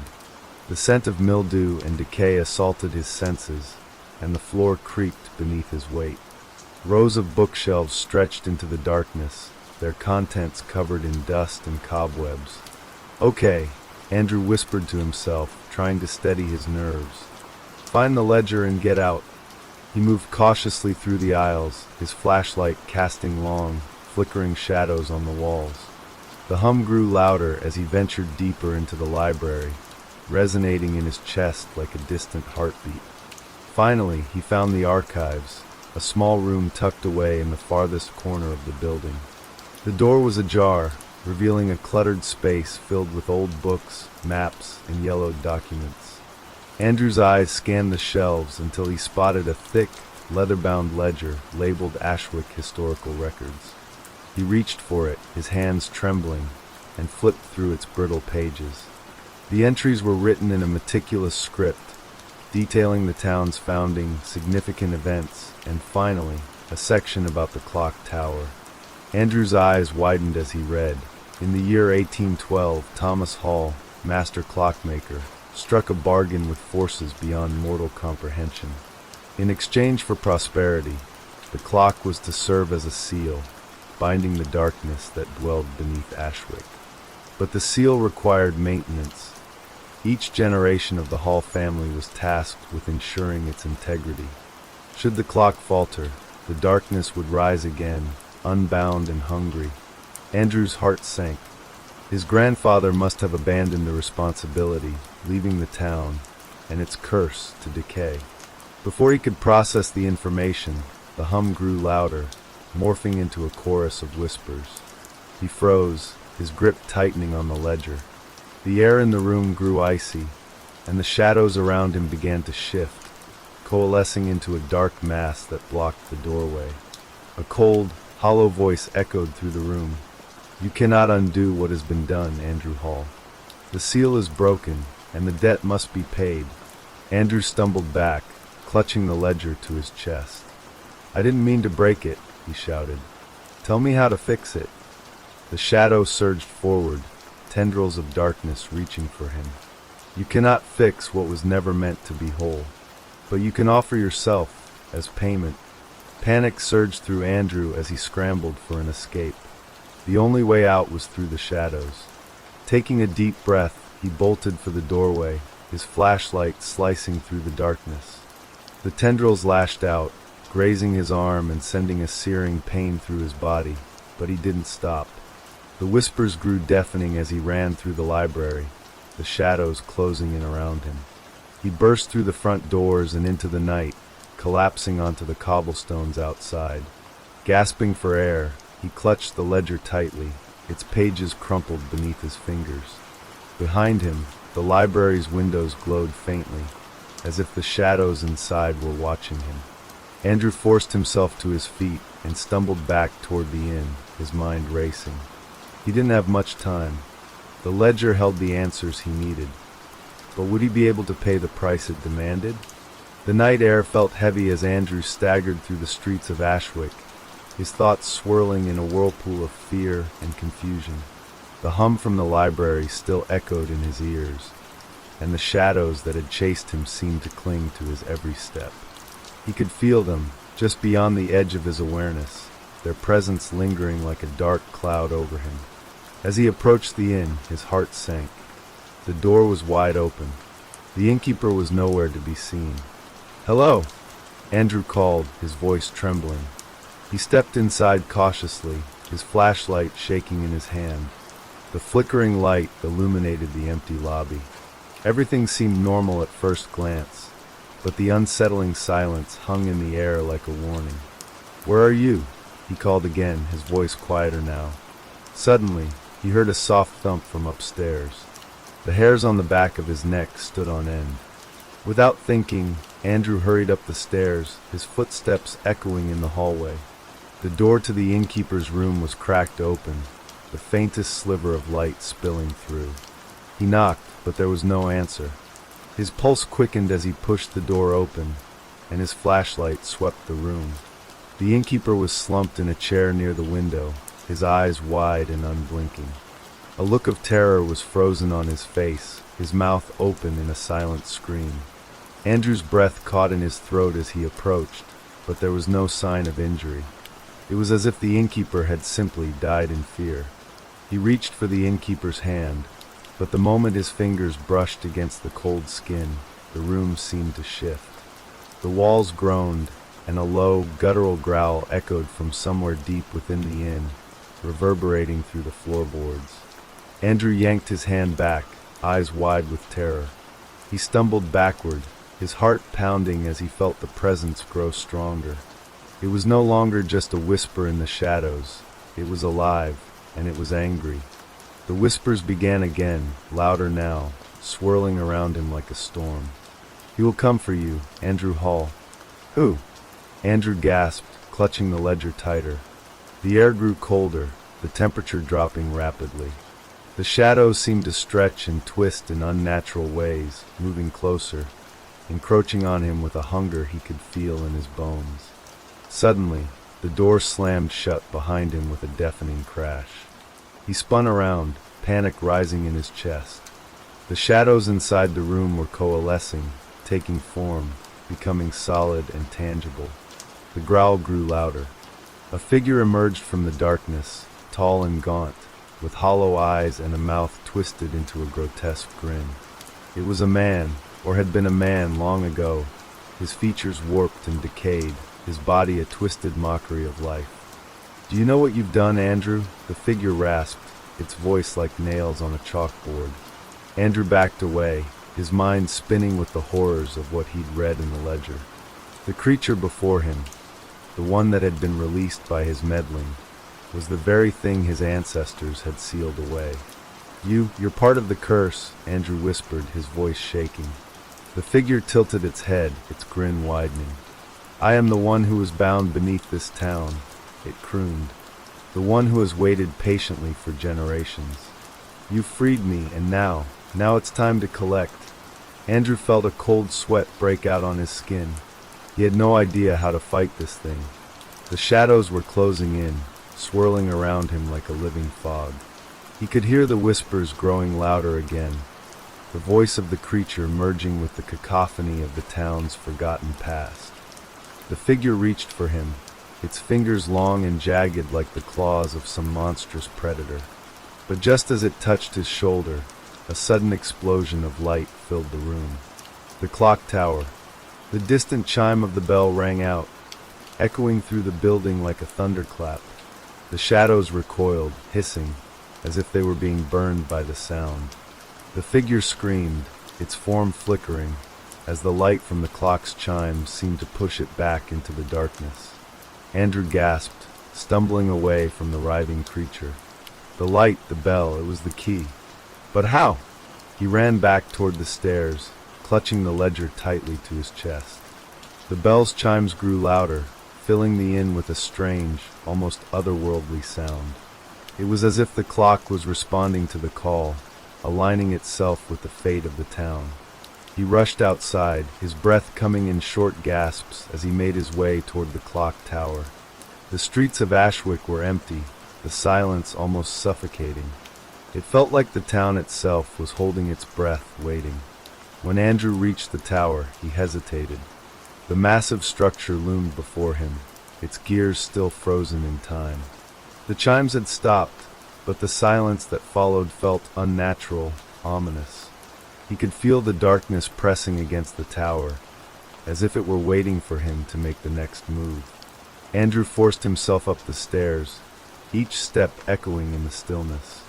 As he reached the top, the air grew thick, suffocating, and the darkness seemed to gather around him like a storm cloud. The bell stood in the center of the room, its cracked face reflecting the dim light from the moon. The gears beneath it were still lifeless.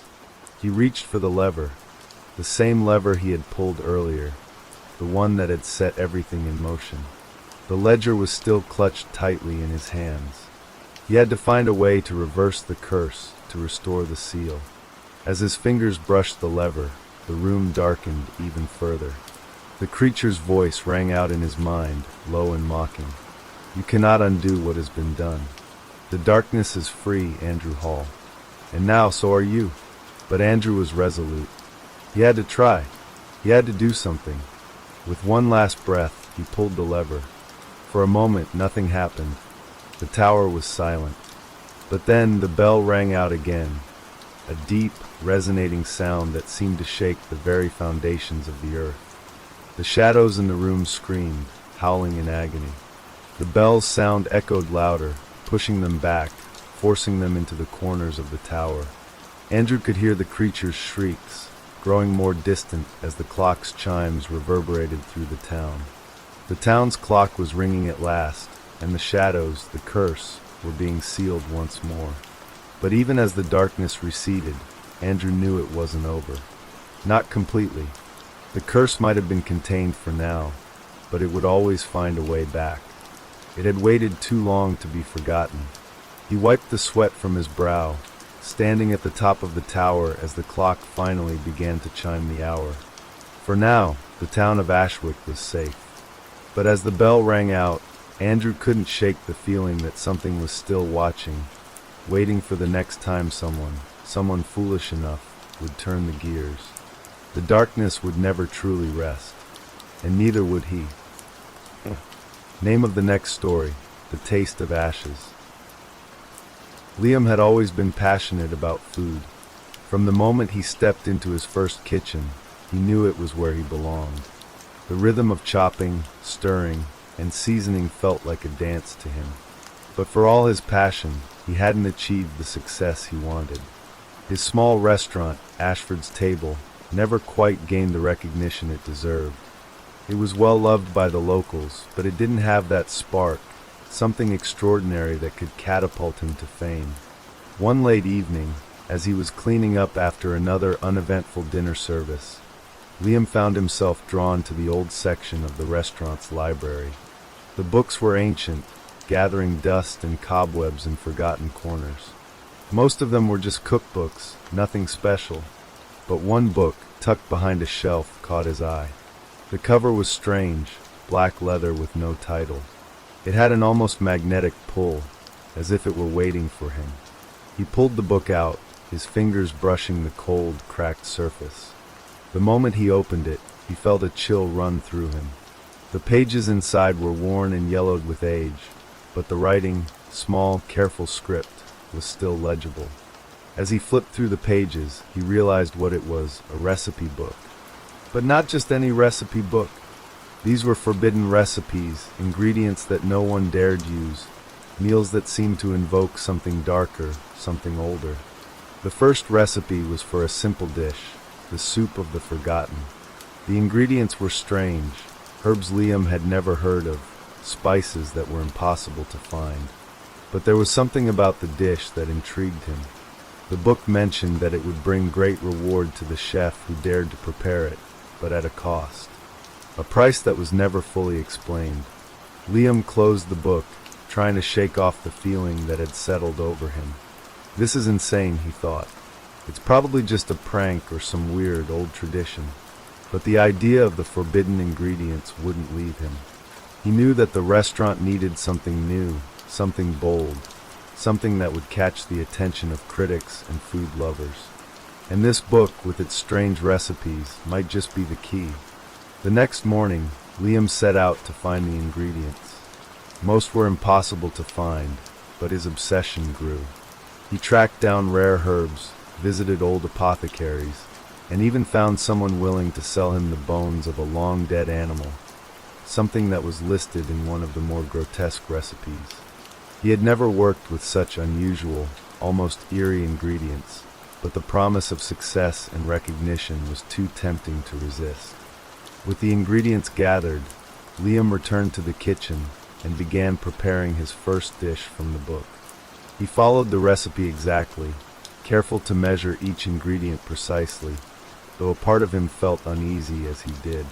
The air in the kitchen grew thick with a strange smell, almost rotten, but sweet in a way that made his stomach churn. As he finished the last step and set the dish on the counter, the kitchen seemed to grow quieter. The clock on the wall ticked louder, the sound echoing in the silence. For a moment, he thought he saw something shift in the shadows, but when he turned, there was nothing there. The dish, a rich, dark soup, looked almost too perfect. Liam took a spoonful, hesitant, but his curiosity won over. He took the first bite. The flavor exploded in his mouth, a rich, complex combination of tastes he couldn't even describe. It was both comforting and unsettling at the same time. He didn't know whether he liked it or not, but something inside him stirred, as though he could feel the power of the ingredients working through him. But then something strange happened. His vision blurred and a strange, distant sound filled his ears, a low, almost imperceptible humming. He shook his head, trying to clear the fog, but it only intensified. He stumbled back from the counter, his heart racing. Suddenly, the walls seemed to warp, the room stretching out before him in ways he couldn't understand. Before he knew it, he was on the floor, gasping for breath. His hands shook uncontrollably, and he could feel something crawling beneath his skin, like invisible fingers running up and down his spine. He looked down at his hand, his eyes widening in horror. His fingers were fading, disappearing before his very eyes. What's happening? He gasped, trying to steady himself. But the words were muffled, like they were being drowned by the humming sound that grew louder with each passing second. Then, as quickly as it began, it stopped. Liam's body went still, his breath shallow, as he lay there on the cold floor, too afraid to move. The humming faded, and the room returned to normal. But something was different now. He could feel them. The spirits. The ones trapped inside the ingredients. The first manifestation came that night. As Liam lay in bed, trying to shake off the effects of the soup, he heard a noise, soft, shuffling footsteps coming from the kitchen. His heart thudded in his chest. No one is here, he reminded himself. I'm alone. But the footsteps continued, and then he heard something else, a whisper. It was faint, distant, but unmistakable. He couldn't make out the words, but the tone, full of rage and sorrow, was clear. Liam jumped out of bed, his skin crawling with cold dread. He hurried to the kitchen, but there was nothing there. The room was silent, the only sound the ticking of the clock. But that's when he saw it. The pot, still on the counter, where he had left it hours ago, was bubbling. And rising from it, like steam, was a figure, its form indistinct, but its presence undeniable. It was a woman, or at least, what had once been a woman. Her skin was pale, translucent, and her eyes were hollow, filled with an eternal sorrow. She reached out toward him, her hands stretching unnaturally, as if trying to pull him into the depths of the pot. Liam stepped back in terror, but the figure continued to move toward him, its mouth opening in a silent scream. And then, as quickly as it had appeared, it vanished, leaving only the faint smell of decay in the air. He backed away, his heart pounding in his chest. This is impossible, he thought, but deep down he knew it wasn't. The spirits of the ingredients, whatever they were, had come to claim him. Days passed, but the hauntings only grew stronger. At first, the spirits were fleeting, mere shadows or whispers, but as time went on, they became more aggressive. The woman from the soup appeared again, this time with a man, his eyes burning with anger. They stared at Liam with an intensity that made his blood run cold, as if judging him, punishing him for what he had done. Liam couldn't stop cooking. He couldn't let go of the recipes in the book. Despite the terror that gripped him, he found himself drawn back into the kitchen, preparing dish after dish, each one more disturbing than the last. The spirits followed him, haunting his every step, whispering in his ears, their voices growing louder with each meal he made. And then, one night, as he prepared another of the book's forbidden dishes, he realized they wanted him to cook forever. The spirits demanded it, and each time he completed a dish, they grew stronger, more corporeal. They began to pull at him, clawing at his sanity, pulling him toward the darkness that lingered just beyond his reach. The kitchen had become a prison. The only escape was to stop cooking, to stop following the book. But the pull was too strong. Liam had no choice but to continue, knowing that with every meal, the spirits were getting closer, and that one day they would claim him fully. His restaurant, once a place of hope and dreams, had become a house of horrors, and no one, would be able to escape the taste of ashes. Liam's nights blurred into a never-ending cycle of cooking, serving, and feeling the oppressive weight of the spirits that hovered around him. The faces of the figures from the dishes, twisted and desperate, seemed to haunt his every waking moment. The whispers had grown louder, more demanding. He could no longer tell where the voices came from, or if they were even real. They echoed in his head constantly, clawing at the edges of his thoughts, urging him to complete the recipes. His once pristine kitchen had transformed into a nightmarish, claustrophobic space. Every corner of the room felt alive, as though the walls themselves were watching him, waiting for him to make the next dish. The stove crackled unnaturally, the flames flickering as though fueled by something far darker than fire. Every ingredient he touched seemed to pulse with an eerie energy, as though it was alive, feeding off his fear. And then, the guests began to notice. At first, it was subtle, a sudden shift in the mood of the diners. They would sit at their tables, mouths full of the food Liam had prepared, but their eyes would be distant, hollow. Sometimes they would gasp, as though choking on the very air, their faces contorting in disgust before they quickly returned to their meals, as if compelled to continue eating despite their terror. But then it escalated. One night, a family of 4 entered the restaurant. Liam had prepared a special dish that evening, a fragrant, slow-cooked stew that had been haunting his thoughts for days. It was the final recipe in the book, the one that promised ultimate power, but at an unspeakable cost. The family seemed eager, excited to try something new, unaware of the horrors that were about to unfold. As they sat at the table, Liam noticed something strange. Their movements were jerky, as though they were being controlled by an unseen hand. They began to eat, each bite sending a ripple through the room. The children, no older than 10 or 12, looked at each other, their faces expressionless, their eyes wide with terror. The mother's lips trembled as she forced a smile, and the father's hand gripped his fork so tightly that his knuckles turned white. Liam watched, transfixed, as the stew seemed to take hold of them. Their bodies stiffened, their breathing shallow. Suddenly, the woman began to cough violently, her eyes bulging as she gasped for air. The man beside her reached out, trying to help, but then he too began to choke. Their bodies convulsed, their hands slapping the table in desperation as the spirits in the food took their revenge. Liam's heart pounded in his chest. He had seen enough. He knew what was happening. The spirits of the ingredients, each one twisted and tormented, had finally come for the ones who dared to consume them. The taste of ashes was no longer confined to the food. It was spreading, suffocating everyone in its path. The family's screams echoed in the restaurant, but no one could help them. The other diners, frozen in their seats, watched in horror as the family collapsed, their bodies twitching and spasming uncontrollably. And as they fell, their faces twisted into expressions of unimaginable fear and pain, their bodies withering away into nothingness. Liam could feel their eyes on him, accusing, blaming. He had brought this upon them. He had allowed the spirits to feed, and now they had claimed another. He couldn't take it anymore. As the last of the family members crumpled to the floor, their bodies drained of life, Liam rushed into the kitchen, his breath ragged, his hands shaking. The book, the cursed, ancient book, was still on the counter. Its pages seemed to shimmer in the dim light, each one beckoning him with the promise of more power, more knowledge, but at what cost? He slammed the book shut, his eyes wild with panic. I need to end this, he thought. I need to make it stop. But as he turned to leave the kitchen, the voices grew louder, louder than ever before.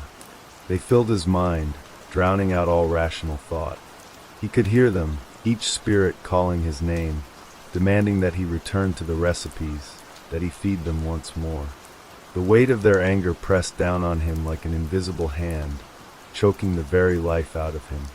In a frenzy, he grabbed the nearest knife, his breath coming in ragged gasps. He needed to destroy the book.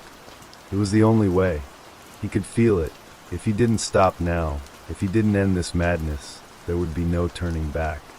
The spirits would claim him completely, and there would be nothing left. But as the knife cut through the pages, something strange happened. The book seemed to resist. The pages wouldn't tear, no matter how hard he tried. The more he pressed the blade into the paper, the more the book seemed to pulse, as though it were alive. It fought back, its pages curling, twisting, as if trying to bind him to it. The knife slipped from his grasp, and the book fell open on its own.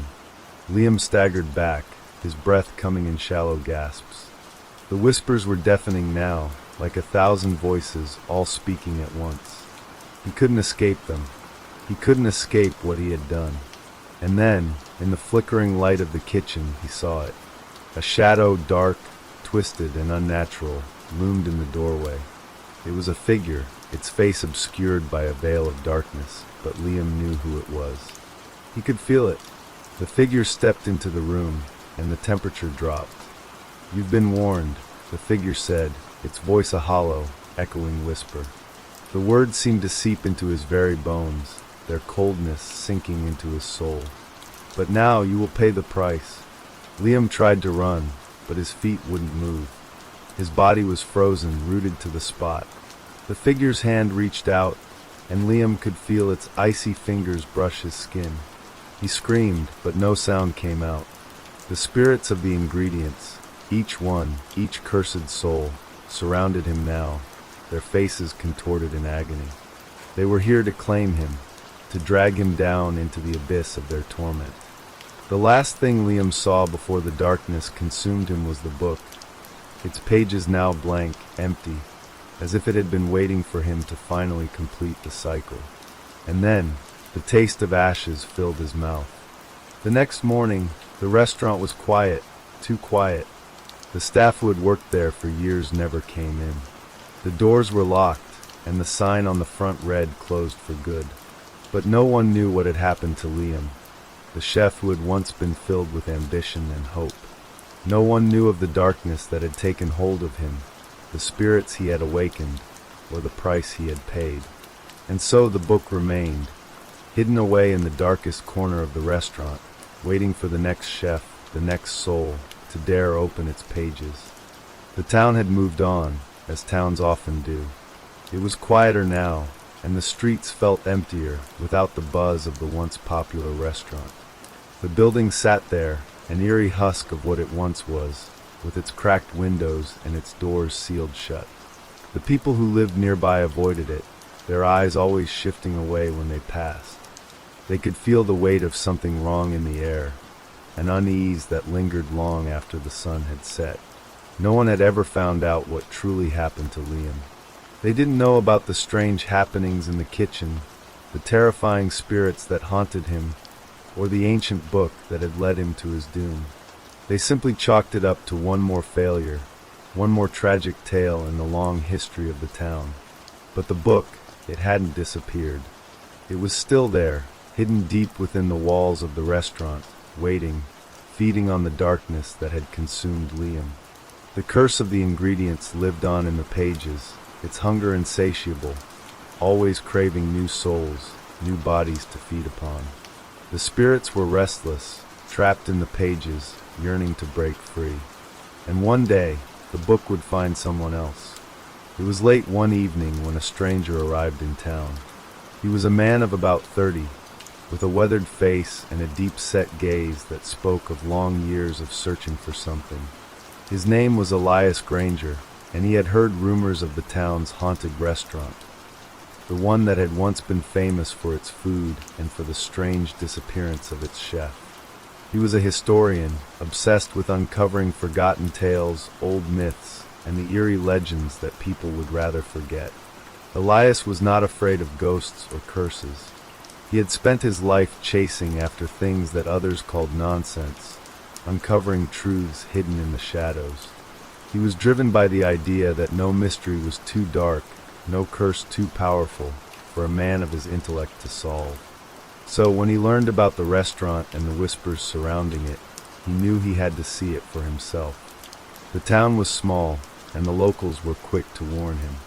"Don't go near it," they said, their voices trembling. "That place, it's not right. No one goes near it." But Elias was used to warnings. He had heard them many times before, and they never stopped him. People were afraid of the unknown, but he wasn't. That night, he found himself standing before the restaurant, the air thick with the scent of decay.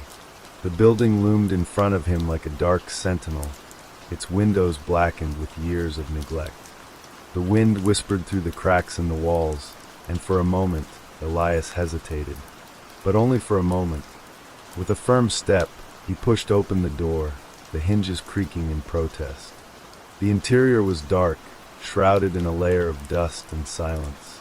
The kitchen, once the heart of the place, stood as if frozen in time. The counters were cluttered with old tools, tarnished silverware, and half-rotted food. The stoves had not been lit in years, and yet there was a feeling in the air, a heaviness like the space was still alive. Elias walked through the room, his flashlight casting long shadows on the walls. He could feel something watching him, but he didn't flinch. He had seen it all before. But as he approached the back of the kitchen, he stopped. There on the floor, half buried beneath the dust and debris, was an old book. Its leather cover was cracked and faded, the pages yellowed with age. A shiver ran down Elias's spine, but his curiosity got the better of him. He reached down and picked it up, brushing off the dirt. The book felt cold in his hands, unnaturally cold. As he opened the cover, the pages seemed to resist, as though the book was reluctant to reveal its secrets. He flipped through the brittle pages, each one filled with strange symbols and recipes. But these were no ordinary recipes. The ingredients listed on each page were bizarre, unsettling, and some were unrecognizable. As he read the instructions, a feeling of dread began to settle in his stomach. There was something wrong about this book, something unnatural. He couldn't explain it, but he felt compelled to keep reading. The whispers from the pages seemed to call to him, beckoning him deeper into the mystery. The more he read, the more his mind began to unravel. The book was alive, and it was feeding on his thoughts, pulling him into its web.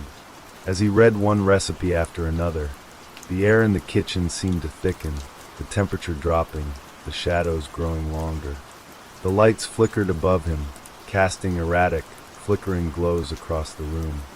Elias didn't notice at first, too absorbed in the book. But then he heard it, a faint rustling, like the sound of something moving behind him. He spun around, but there was nothing there, just the shadows of the kitchen, stretching out into the corners. But the feeling, it was unmistakable. Someone or something was watching him. Elias quickly turned his attention back to the book, but something had changed. The text had shifted, as though it was no longer just ink on paper, but something much more sinister. The words seemed to writhe and curl, as though they were alive. He saw the names of people he didn't recognize, their faces twisted in torment. Their eyes seemed to stare out from the pages, pleading, crying, begging him to stop. And then he saw it. His name, Elias Granger. The letters were slowly beginning to fade, just like they had for the chef before him. His heart raced in his chest, his breathing coming in short, shallow gasps. He slammed the book shut, but the feeling of dread clung to him like a second skin. He couldn't escape it. The spirits, the curse, it was all around him now. He had read the book. He had summoned it, and now it would claim him, just as it had claimed Liam before him. The kitchen around him seemed to distort, the walls bending, the shadows growing thick and menacing. The spirits of the ingredients, twisted and vengeful, began to take shape, their ghostly forms materializing from the darkness. Elias could see their faces now, their eyes wide with horror, their mouths open in silent screams. They were reaching for him, their hands clawing at the air, desperate to drag him down into the abyss with them. And then in the distance he heard it, the sound of a clock ticking. It was faint, almost imperceptible at first, but it grew louder, faster, until it was deafening. It was the sound of time running out, of his very existence being erased from history. He ran, but it was too late. The shadows swallowed him whole. And the book, it waited once again for the next soul to come along. The town, as it always did, continued to move on, indifferent to the horrors that had unfolded within its walls. Elias Granger was just another lost soul, another fleeting figure in the long line of those who had stumbled upon the cursed book. His name, like so many others, was now nothing more than a faded memory, erased from the fabric of time itself. But the book, the source of all this darkness, remained. It sat in the abandoned kitchen, its pages still waiting, still hungry, like a trap laid out in the shadows. Days passed, and the town fell into a silence that felt almost unnatural. No one spoke of the strange occurrences at the restaurant, and the building itself seemed to grow more and more desolate, as if the earth itself was trying to swallow it whole. But even in its dilapidated state, the book's power lingered, like an invisible hand, drawing those near who were foolish enough to cross its path. And then one evening, another stranger arrived. Her name was Clara Winters, a young woman with a passion for culinary arts and a deep fascination with the macabre. She had spent years traveling from town to town, learning from chefs, studying ancient recipes, and seeking out forgotten culinary traditions. Clara was no stranger to oddities, but the whispers she had heard about this town, about the restaurant and the mysterious disappearance of its chef, had intrigued her in a way that nothing else had. She wasn't afraid, at least not in the way others might have been. To her, this was just another culinary mystery to unravel, another challenge to conquer. The idea of a haunted restaurant, a cursed recipe book, It was something she couldn't resist. The locals warned her, of course. They spoke in hushed tones, eyes darting nervously to the ground when they mentioned the place. "You don't want to go there," they said. "It's cursed. People go in, but they don't come out the same. Or they don't come out at all." But Clara was determined. She needed to know what had happened.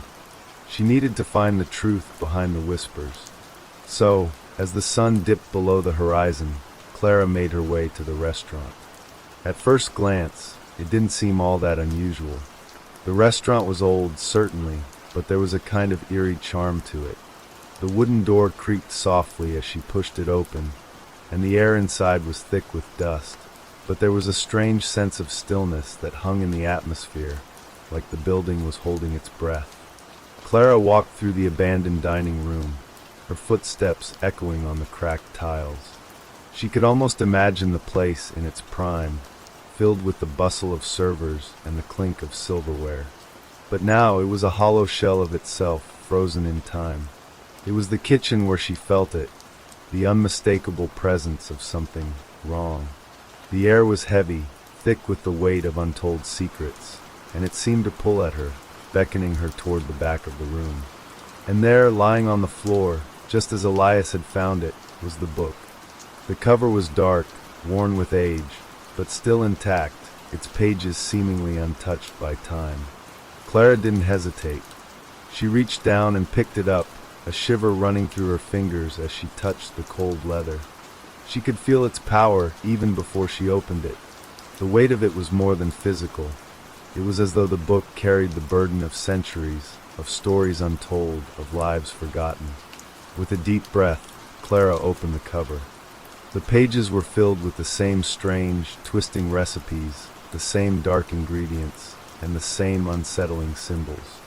She ran her fingers over the ink, trying to decipher the words, trying to understand the connection between these recipes and the ghosts of those who had come before her.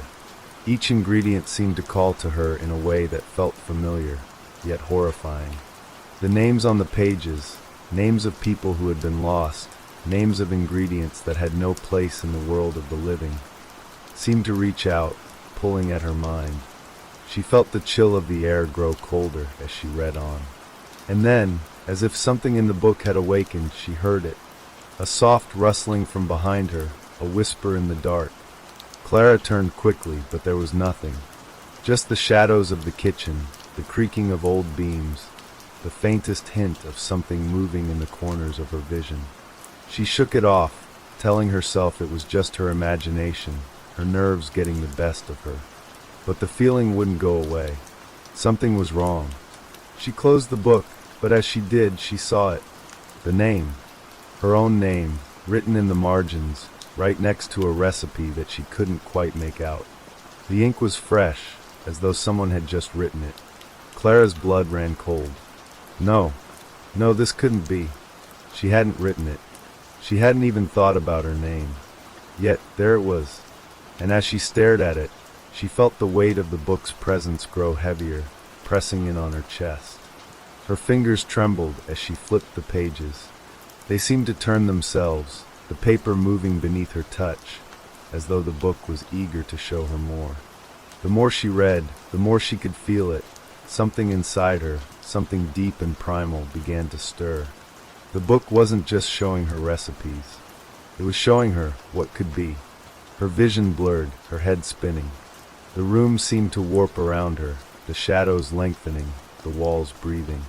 She saw them then, the spirits, their faces contorted in pain, their forms swirling in and out of existence like smoke. The ghosts of the ingredients, their eyes locked on her, pleading for release. The air was thick with their whispers, their voices overlapping, creating a cacophony of sorrow and rage. And then she heard it, a voice clear and cold, cutting through the chaos. "Cook it?" Clara's heart skipped a beat. The voice was unmistakable. It was the same voice that had haunted the others before her, the same voice that had led them down this path of madness and despair. "Cook it," it repeated, louder this time, and Clara found herself unable to resist. The book's pages turned faster now, and she saw the recipe clearly. a dish to summon the spirits, a meal to bind the souls. The ingredients were there, dark, forbidden, twisted, but Clara knew them now. She knew them as though they had always been a part of her. Her mind reeled as she realized the truth. The recipe wasn't just for food, it was for power, for control. The spirits, the curse, the very essence of the book, it was all connected, and it wanted her to cook, to finish the meal. She stood frozen, the weight of the book pressing down on her, and for a moment, she thought she might break. But then, something inside her shifted. She had no choice. The spirits would never leave her alone. They would never let her go unless she did what they wanted. With trembling hands, she turned back to the kitchen. The ingredients were there waiting. She had no idea how she knew how to find them, but she did. She moved through the kitchen like a puppet on strings, each step guided by the unseen hand of the book. And as she cooked, the kitchen filled with an eerie, otherworldly scent. One that clawed at her soul, one that made her skin crawl. The spirits gathered around her, their eyes hungry, their voices low and insistent. The meal was almost complete, and as the last ingredient was added, Clara knew she had crossed a point of no return. She had become a part of the book's story, just like those who came before her. The taste of ashes filled her mouth, and she realized with a chill that she too was now part of the recipe. But as the shadows closed in, Clara knew this was only the beginning. Clara stood in the center of the kitchen, the pot in front of her simmering with a dark, viscous broth. The scent, a grotesque mixture of something ancient and foul, hung heavy in the air, making her stomach churn. She could almost hear the whispers of the spirits, beckoning her, urging her to finish what she had started. Her hands shook as she lifted the spoon from the pot, stirring the contents. The broth rippled, darkening further, as if it were alive. Each stir made her heart pound faster. The air was suffocating, the shadows gathering around her, pressing in on her chest, making it harder to breathe. The spirits, the ones who had haunted the book, the ones who had once been ingredients themselves, were waiting. Their forms, fleeting and ephemeral, moved in the corners of her vision, always just out of reach. But she could feel them, feel their hunger, their desperation. They were no longer just voices in her head. They were here, in the room with her, and they were waiting to feast. Clara's vision blurred as she continued stirring. The whispers were growing louder now, filling her mind with images, terrifying visions of those who had come before her. Faces twisted in agony, their eyes pleading for release. The ingredients, those dark, forbidden elements, had claimed them, just as they were claiming her now. Her fingers trembled as she reached for the final ingredient, the one that had felt the heaviest, the one that had haunted her dreams. She opened the jar, and the scent hit her like a wave, sharp, bitter, and metallic. Her eyes watered, but she didn't hesitate. She sprinkled it into the pot, and the broth bubbled furiously, releasing a thick cloud of smoke that seemed to spiral around her. The spirits' voices grew louder, chanting in a language she could not understand. It wasn't just a language, it was a command, a plea, a demand. Finish it. The words echoed through her mind, pushing her to act, to complete the ritual. Clara's head spun, her vision swimming in and out of focus as the room seemed to warp around her. The kitchen, once familiar, was now a nightmare, a place where time had no meaning, where the rules of the living no longer applied. Her breath came in shallow gasps as she stared at the bubbling pot before her. The faces of the spirits hovered just beyond her reach, their eyes dark and full of sorrow. They were angry, but they were also desperate. They needed her to finish. They needed her to feed them, to set them free. Clara's mind raced. She had to stop. She wouldn't become like them. She would not let herself fall victim to the curse of the book. But as her fingers hovered over the pot, as the heat radiated from it, she felt it, the pull. It was stronger than anything she had ever felt before, a force that tore at her very soul, urging her to surrender, to become one with the spirits that had been trapped within the pages. She closed her eyes, taking a deep breath, and for a moment, She thought she could resist. But then the whispers came again, louder this time, insistent. "You cannot escape." The air seemed to grow colder. Her skin prickled, and she could feel the room closing in on her. Her pulse thundered in her ears, and the overwhelming sensation of being watched made her skin crawl. Clara opened her eyes, and in the reflection of the kitchen window, she saw them, the spirits. They were no longer just faces in the dark. They were all around her, their translucent forms pressing in against the glass, their hollow eyes locked on her every move. The room seemed to pulse with their presence, their cold, clammy hands reaching for her. And then the voice. "Cook." It was no longer a suggestion. It was a command, and Clara found herself unable to resist. Her hands moved without her control, reaching for the final utensil, the ladle, and she began to stir. The pot's contents churned violently, sending up a thick, acrid smoke that stung her eyes and burned her throat. But she didn't stop. She couldn't stop. With each stir, the spirits' faces became clearer, more defined. Their mouths opened in silent screams, their eyes wide with terror. They were trapped in the pot, trapped in the food, trapped in the curse of the recipe that Clara had unwittingly continued. They were not just ingredients. They were the souls of those who had come before her, those who had followed the same twisted path. She could feel them now, each spirit, each soul, pressing against her, tugging at her very being. The air was thick with their presence, and the heat from the pot was unbearable. Clara felt as though she were being consumed, her very essence being drawn into the cursed meal she was preparing. And then a strange, inexplicable thing happened. As she stirred, she saw it, the flash of a name, written in the steam rising from the pot. Her own name, written in dark ink, swirling around the edges of the pot as though it were part of the recipe itself. The realization hit her like a slap to the face. The book hadn't just claimed the souls of the ingredients. It had claimed her.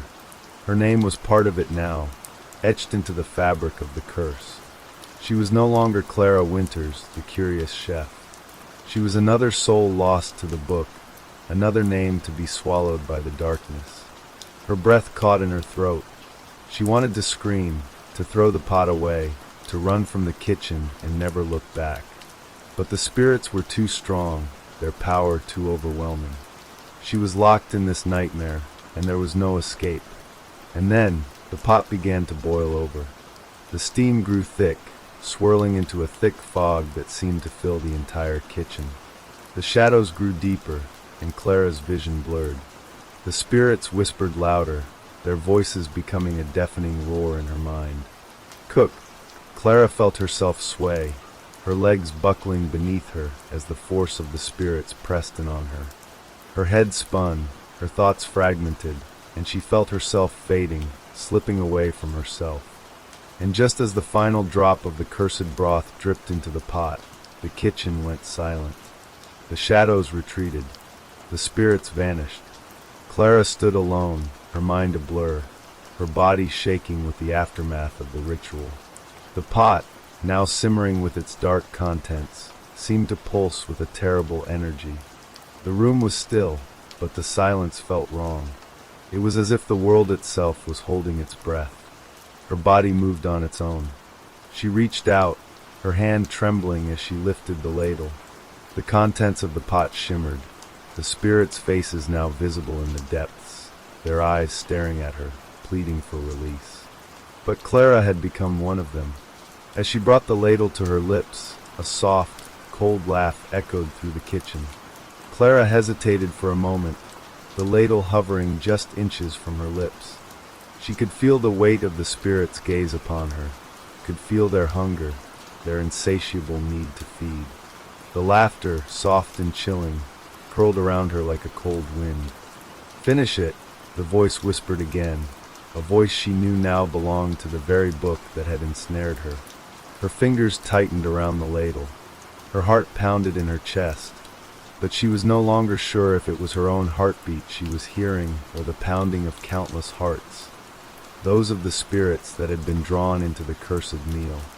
She tilted the ladle toward her mouth, the liquid shimmering with a dark, sickly hue. The spirits' faces twisted in the depths of the broth, their eyes following her, pleading for release, or was it for more souls to join them? She couldn't tell anymore. With a deep breath, Clara closed her eyes, her lips parting just enough to taste the forbidden meal. The moment the liquid touched her tongue, a wave of cold terror washed over her. It wasn't just the taste of the broth. It was the taste of despair, of lost souls, of everything that had been consumed before her. It filled her mouth, her throat, and then spread into her chest, sinking deep into her bones. The air around her seemed to thicken, the temperature dropping with each swallow. She felt the spirits stir inside her, their whispers filling her ears, swirling in her mind like a storm. Their cold fingers brushed against her skin, and for a moment she saw flashes of their faces, twisted in agony, locked in endless torment. But there was more. The taste of ashes lingered on her tongue. It wasn't just food. It was a life, no, many lives. It was the taste of forgotten names, of lost souls who had never had the chance to live. As the darkness settled into her chest, she realized what she had become. She had consumed them, and in doing so, she had become one with them. Her vision swirled. The room around her began to distort, the edges blurring, as though she were no longer entirely present in the world. She tried to step back, to regain control, but her body moved against her will, dragging her toward the center of the room. The clock on the wall ticked, its hands frozen at midnight, as it always had been. The sound, once comforting, now felt like a death knell. Her mind felt far away, as though she were standing at the edge of a dark abyss. But she couldn't stop. She couldn't undo what had been done. And then, in the corner of the room, the shadows shifted. A figure emerged from the darkness. At first, Clara thought it was her imagination, a figment of the cursed meal she had consumed. But then it became clearer, an outline, a form she recognized. It was the shadow of the figure that had haunted the book, the one that had led her down this path. The figure stepped forward, its face cloaked in shadow, but its presence filled the room like a weight. "You are one of us now," it spoke, its voice like the rustling of dead leaves. It was the voice of the book, the one that had whispered to her, led her to the ingredients, urged her to cook. Clara opened her mouth, but no words came. The figure raised a hand, its fingers long and bony, like the claws of a predatory bird. The temperature in the room dropped further, the air thick with the cold, as if the very atmosphere was being drained of life. "The ritual is complete," the figure continued. "You fed them, and now you too will fade, as the others have before you. The book will claim you, as it has claimed so many before you." Clara felt the darkness pressing against her, her limbs growing heavy. Her breath grew shallow, as though the air itself had turned to lead. The spirits, now inside her, clawed at her from within. She could feel their anger, their desperation. She could hear their cries, but they were fading. Their voices were growing weaker, and Clara understood what the book had done to them, what it was doing to her now. "You will become one with them," the figure said, stepping closer. "Your name will be forgotten. Your soul will join those that have already been consumed, forever bound to the darkness, forever part of the curse." Clara's legs buckled beneath her. She sank to her knees, the world spinning around her, and yet, despite the overwhelming fear and despair that filled her, she felt something else, a strange, sickly peace. The darkness was closing in, yes, but it was familiar now. It was the same as the whispers that had haunted her, the same as the shadows that had always been with her, watching her from the edges of her world. Her name, her real name, was already beginning to slip away from her. It felt as though it had never been there to begin with, as though it had been erased the moment she had tasted the first forbidden ingredient. Her existence was becoming a memory, fading like the last embers of a dying fire. "Goodbye, Clara Winters," the figure said, its voice soft and final. "Welcome to eternity." Clara wanted to scream, to fight, to hold on to the last remnants of herself. But the spirits inside her were too powerful. They were taking her, her name, her soul, everything that had ever made her who she was, and devouring it. There was no resistance left. She closed her eyes, and for a moment, she thought she could see her reflection, her face, her name, all of it. But the reflection was fading too, blurring into the darkness, until it was nothing more than a shadow, lost to time. And in the silence that followed, the spirits whispered one last time, "Forgotten." And the kitchen grew cold. The clock on the wall continued to tick in the endless silence, and the shadows settled over the room, waiting for the next soul to come. The room was still, the only sound the steady tick-tick-tick of the clock that had never moved past midnight. Clara's body lay limp on the floor, the empty ladle resting by her side. The shadows in the corners of the room thickened, swirling like ink spreading across paper, suffocating the light that had once defined the space. Yet, in the depths of the darkness, there was movement. The spirits, no longer confined to the pages of the cursed book, drifted about the kitchen in an eerie dance.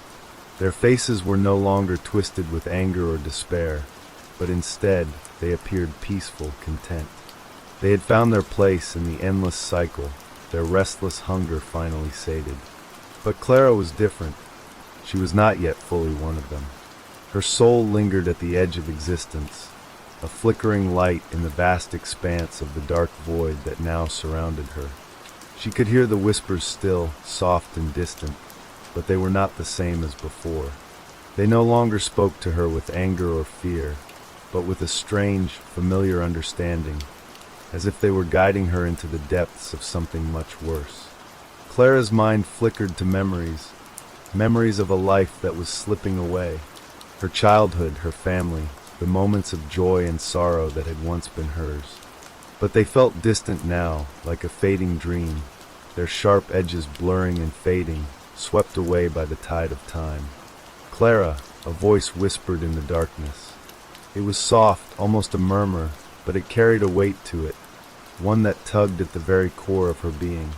She opened her eyes, though she wasn't sure why. Was she truly seeing? Or was it just another trick of the spirits that now surrounded her? A figure stood before her, shrouded in shadow, its form shifting and rippling like smoke. Its face was hidden, but Clara could feel its gaze, the cold pressure of its eyes boring into her. "Who are you?" she asked, her voice barely a whisper. The figure didn't respond at first. It only stared at her, its presence filling the room, closing in on her like a dark cloud. The coldness grew, creeping through her veins, making her bones ache. "Do you remember the book?" the figure asked. Its voice was familiar, cold, distant, but familiar. Clara's heart stilled, and in that instant she understood. It was the voice of the book, the same voice that had led her down this path, the same voice that had whispered to her, seduced her with promises of culinary greatness, all the while hiding its true nature. The book had been alive, a thing of power, something more than ink and paper. It had known her, had seen her weakness, and it had consumed her, just as it had consumed the others. The figure stepped forward, its shape shifting with each movement.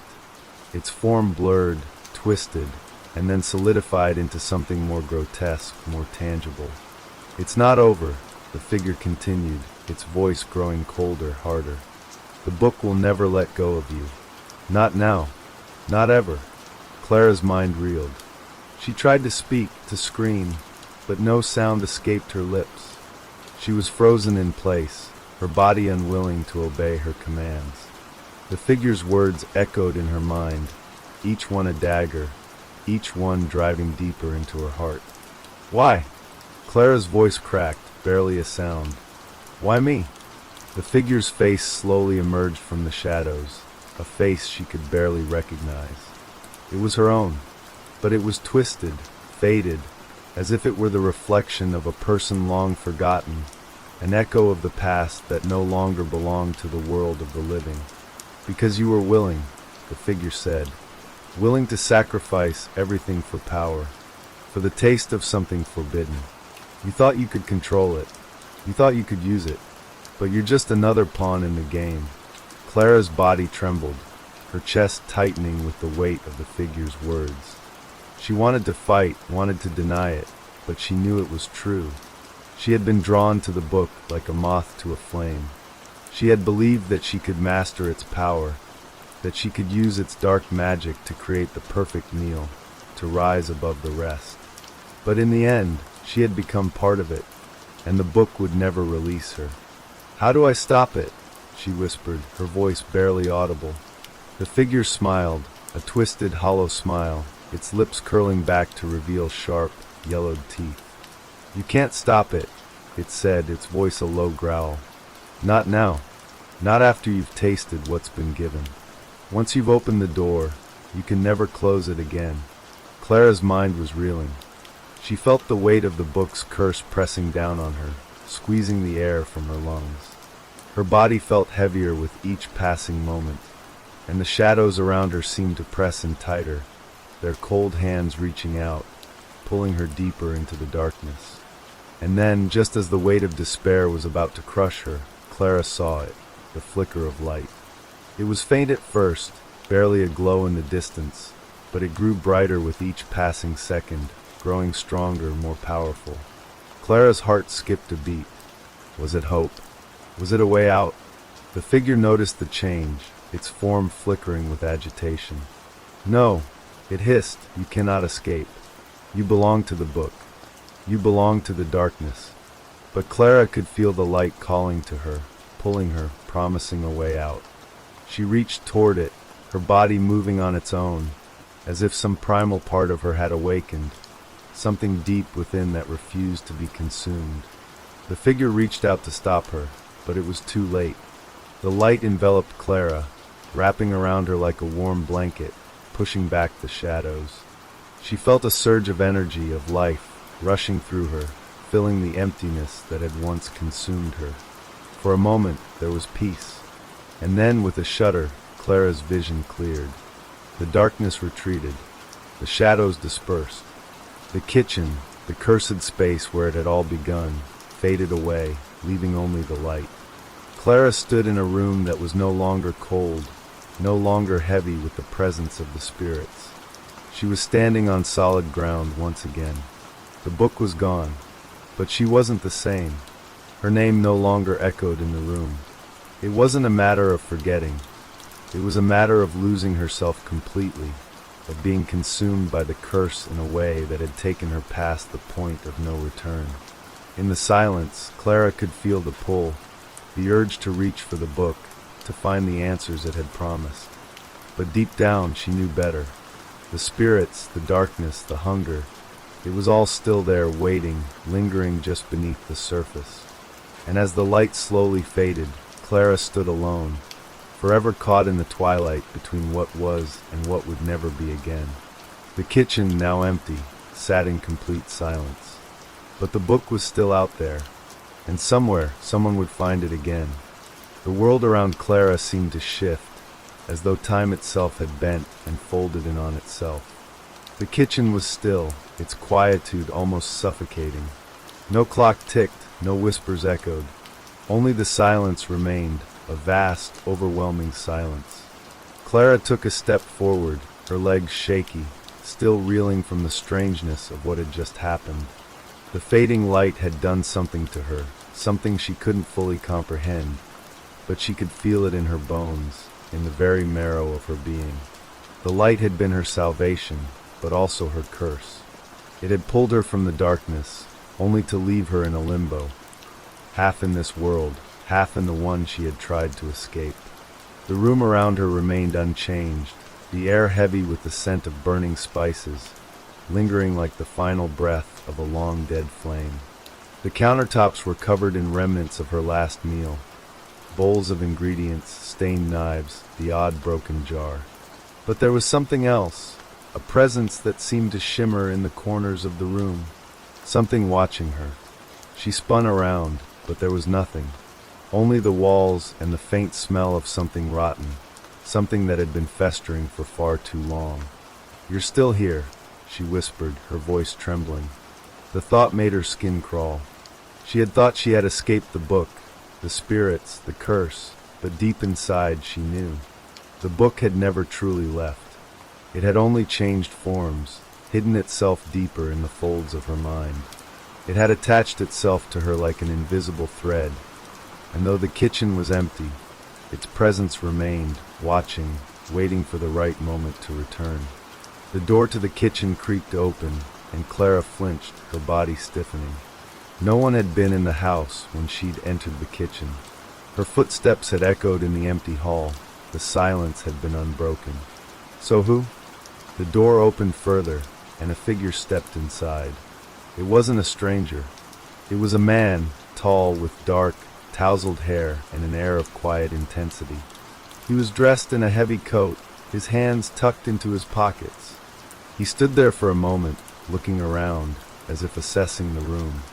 Then his gaze fell on Clara, and something passed between them, an unspoken recognition, a connection.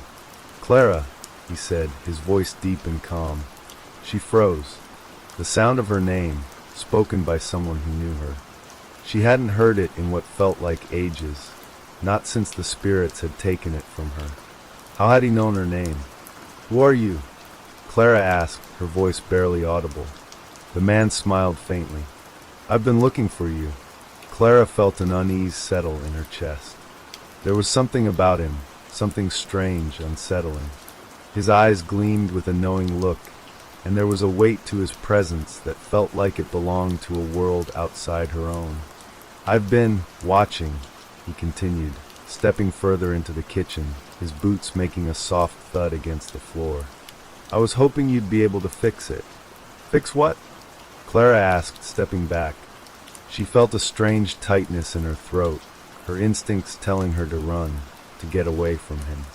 "The clock," the man said, his eyes narrowing slightly. "The one that has never chimed." Clara's breath caught in her throat. How did he know about the clock? The clock tower that had been silent for generations, never chiming past midnight. The one that had always haunted the town. The man took a step closer, his expression becoming more serious. "You know it, don't you? The one that has kept this place in darkness all these years." He tilted his head, studying her as if he were trying to read the depths of her soul. "You've tasted it, haven't you?" Clara blinked, trying to make sense of his words. She had tasted the forbidden meals, yes, but how did this stranger know about them? And why was he so calm about it? "What do you mean? What are you talking about?" His eyes softened, and he stepped forward, his hands finally leaving his pockets. "You don't understand yet, do you? The book, the clock, they're all part of it. The darkness that has swallowed this town for generations. And you, Clara, you are the key." Clara took another step back, her pulse quickening. "No, I didn't mean to." "You didn't mean to know," he interrupted, his voice quiet but firm. "But that's the way it works. The curse chooses its vessels. And now that you've tasted what it offers, there's no turning back." Clara felt a cold sweat break out across her forehead. Her heart was pounding in her chest, and yet she couldn't tear her eyes away from him. There was something hypnotic about his presence, like a shadow that could devour her whole. She had to get away. She had to escape. "How do you know all of this?" she managed to choke out. The man's lips curled into a small smile, but it was devoid of any warmth. "Because I've been here before," he said.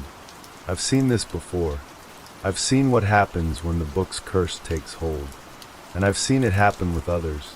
But you, Clara, you're different." Clara's breath hitched in her chest. "What are you talking about? What do you want from me?" The man stepped closer again, his face now mere inches from hers. "I want you to fix it," he said softly, almost too softly. "You have the power to undo it all. The book, the clock. You can end the curse. But only if you can stop yourself from becoming one with it. Otherwise, the darkness will consume you, just as it has consumed everyone before you." The words lingered in the air like a weight, pressing down on her chest. Her mind was racing, but the man's presence seemed to freeze her in place. She was trapped, caught between the pull of the darkness and the flicker of the light that had briefly offered her an escape. "How do I fix it?" Clara whispered, barely able to speak through the knot in her throat. The man's eyes gleamed again, this time with something darker, something knowing. He reached out, gently brushing a strand of hair from her face. "You already know," he said softly. "You already know what you must do." Clara stared at him, the weight of his words sinking in like a stone in her stomach. She had thought that by escaping the book, by breaking free of its curse, she had been freed from its grip.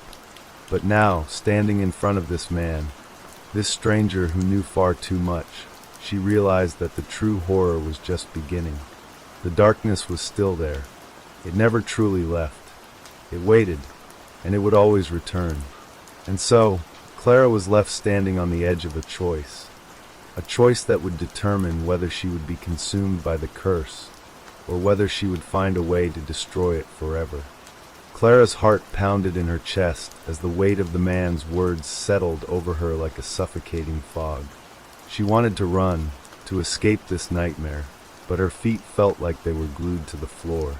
Her mind raced, but it felt like it was moving through thick, viscous water, each thought slower than the last.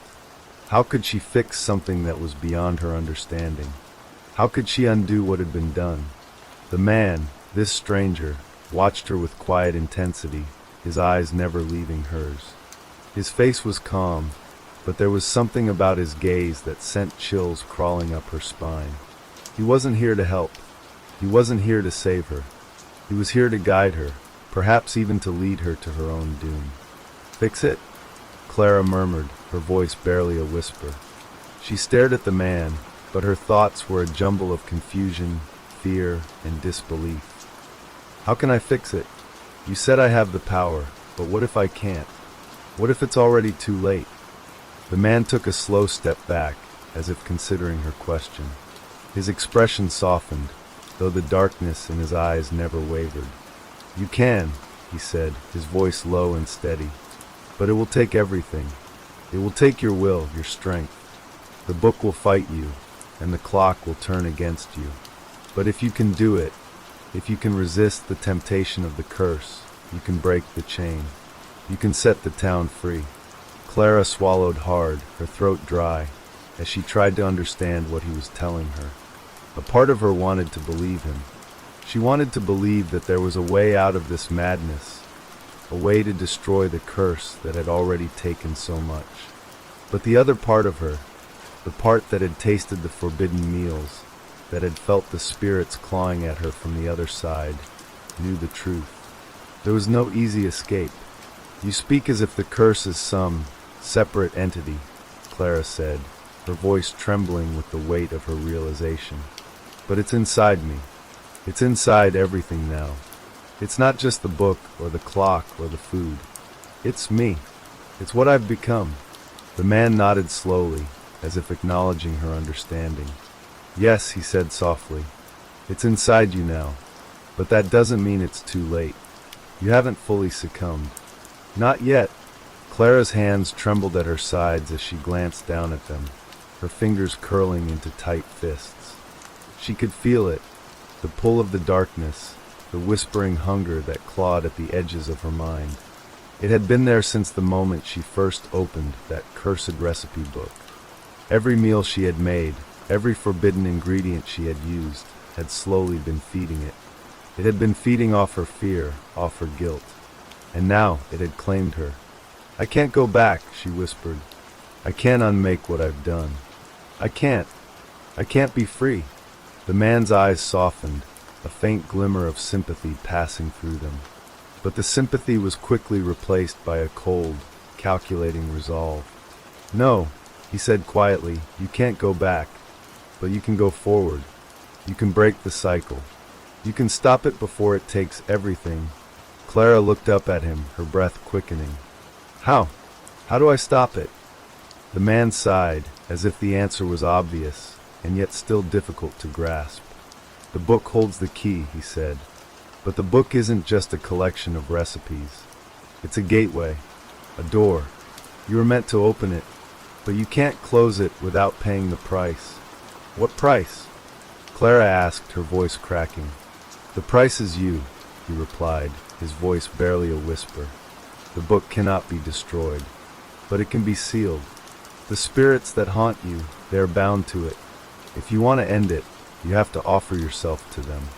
You have to become the final ingredient. The last sacrifice. Clara felt the blood drain from her face as the man's words hit her like a physical blow. What? What do you mean? She stammered, her knees threatening to buckle beneath her. You want me to what? Kill myself? Let the spirits take me. The man stepped closer again, his expression unreadable. No, he said, not kill yourself. You will still be here. But the spirits, when they consume the last piece of you, they will no longer need to haunt. They will be free, and so will you. But it's not a simple death. It's an offering. You must give yourself up willingly. Clara's mind reeled, the room spinning as she tried to process what he was saying. She couldn't accept this. This wasn't a choice. It was a nightmare she had stumbled into, and now she was trapped in it. The darkness wasn't just after her, it was after everything. It had been after everything all along. No, Clara said, shaking her head violently. I won't do it. I won't become one of them. The man's face hardened, his eyes narrowing.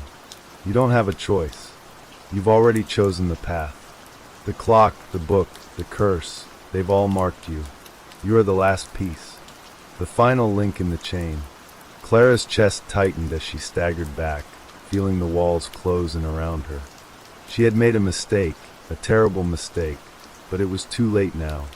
She had been led down this path by the lure of forbidden knowledge, by the need to prove herself, to create something that transcended ordinary cooking. But now, that desire had come back to haunt her. Why? She whispered, her voice barely audible. Why me? The man's lips twisted into a faint, almost regretful smile. Because you were chosen, he said. And now, you must choose again. To end it all, or to let it consume you. Clara's mind spun. She didn't know what was real anymore. The spirits, the book, the clock, they were all connected, all bound by something ancient and insidious. And now, they were all demanding something from her.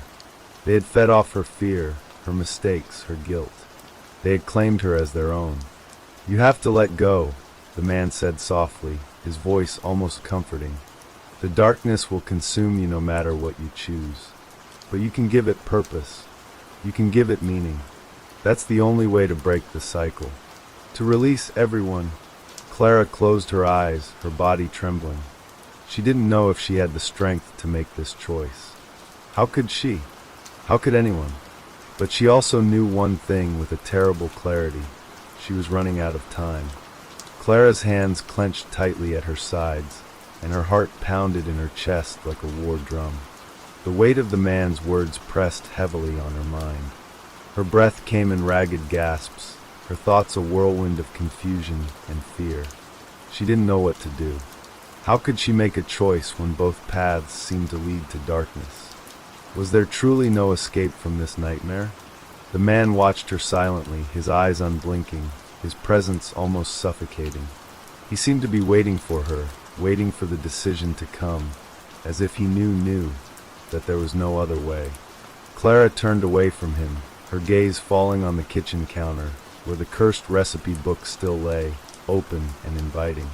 The pages were stained and yellowed with age, and the words on them shimmered in a way that felt wrong, unnatural. She could almost hear the whispers again, faint at first, then growing louder, like a distant chant, calling her back to the book, calling her to finish what she had started.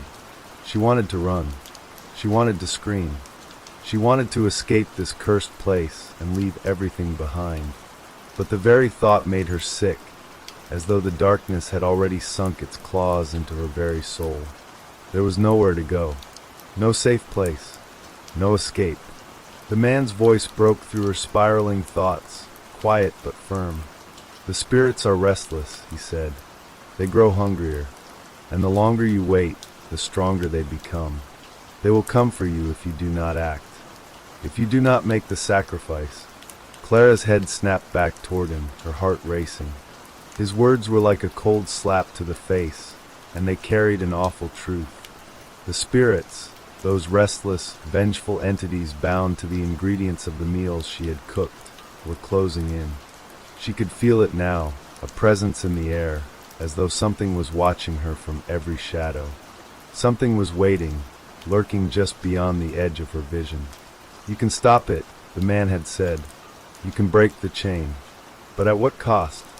I don't know if I can do it," Clara said, her voice trembling, barely above a whisper. Her hands, once steady and skilled, now shook uncontrollably. She had spent years honing her craft, perfecting the art of cooking. She had dreamed of creating meals that could change the world, meals that could transcend time and space. But now that dream had turned into a nightmare. The very thing she had loved was the source of her torment. The man gave her a long, considering look, his eyes deep and unblinking. "You don't have a choice," he said softly. "The clock is ticking. And time waits for no one."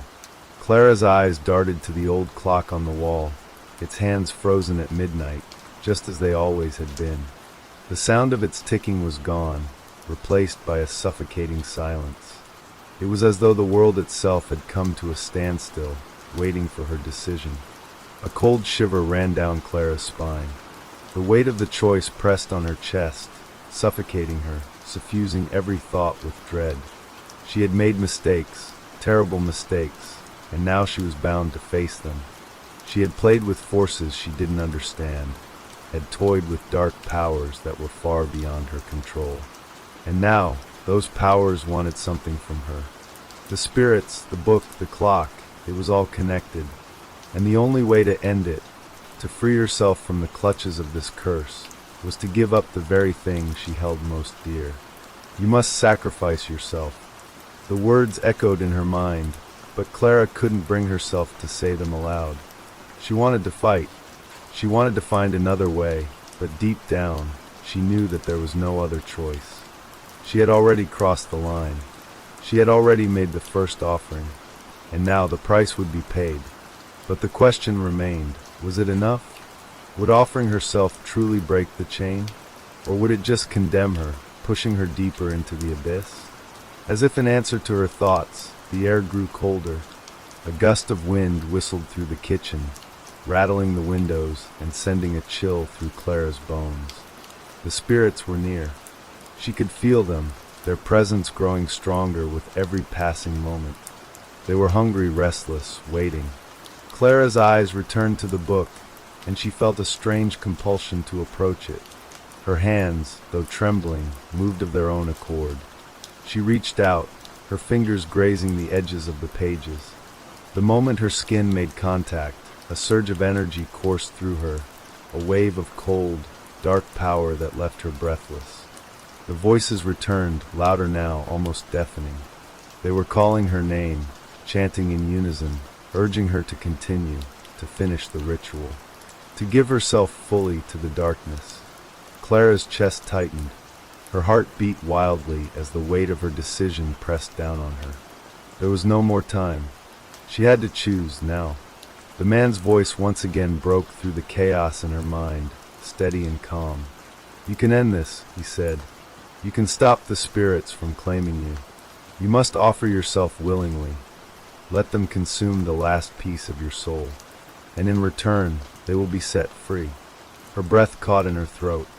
The thought of offering herself, of becoming the final ingredient to the spirit's feast, sent a wave of revulsion through her. But Clara knew deep down that there was no other choice. The darkness had already claimed her. The spirits were already here, and now they wanted their feast. With a final, shuddering breath, Clara stepped forward. She closed her eyes, her hands trembling as she turned the page of the cursed book. Her lips parted, and she whispered the words of the final recipe, words she had never thought would leave her mouth, words that had been written long ago, waiting for this very moment. The room grew colder still.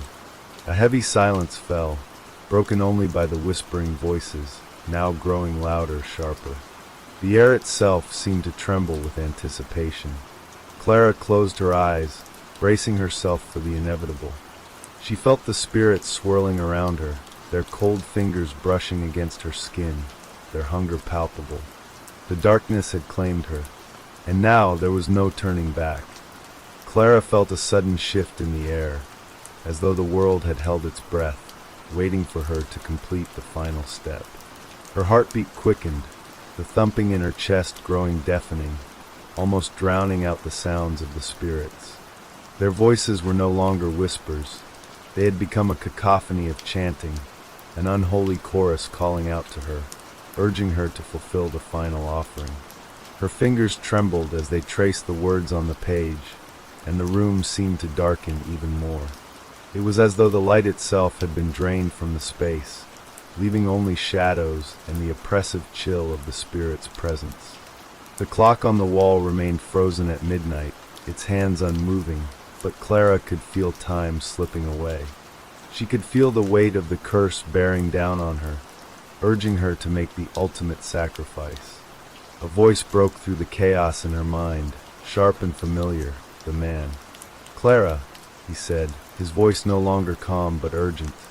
"Once you give yourself over to them, there is no coming back. This will be your final meal. Your soul will be consumed, and you will become part of their hunger forever. Are you truly willing to do this? Are you truly ready to give everything up?" The words seemed to echo in her mind, a cruel reminder of what lay ahead. Was she ready? Was she truly willing to let go of herself, to offer her soul to the darkness in exchange for freedom from the spirit's torment? Clara closed her eyes tightly, trying to push the thoughts away. She could feel the pull, the temptation to surrender completely. The spirits were growing more restless with every passing second.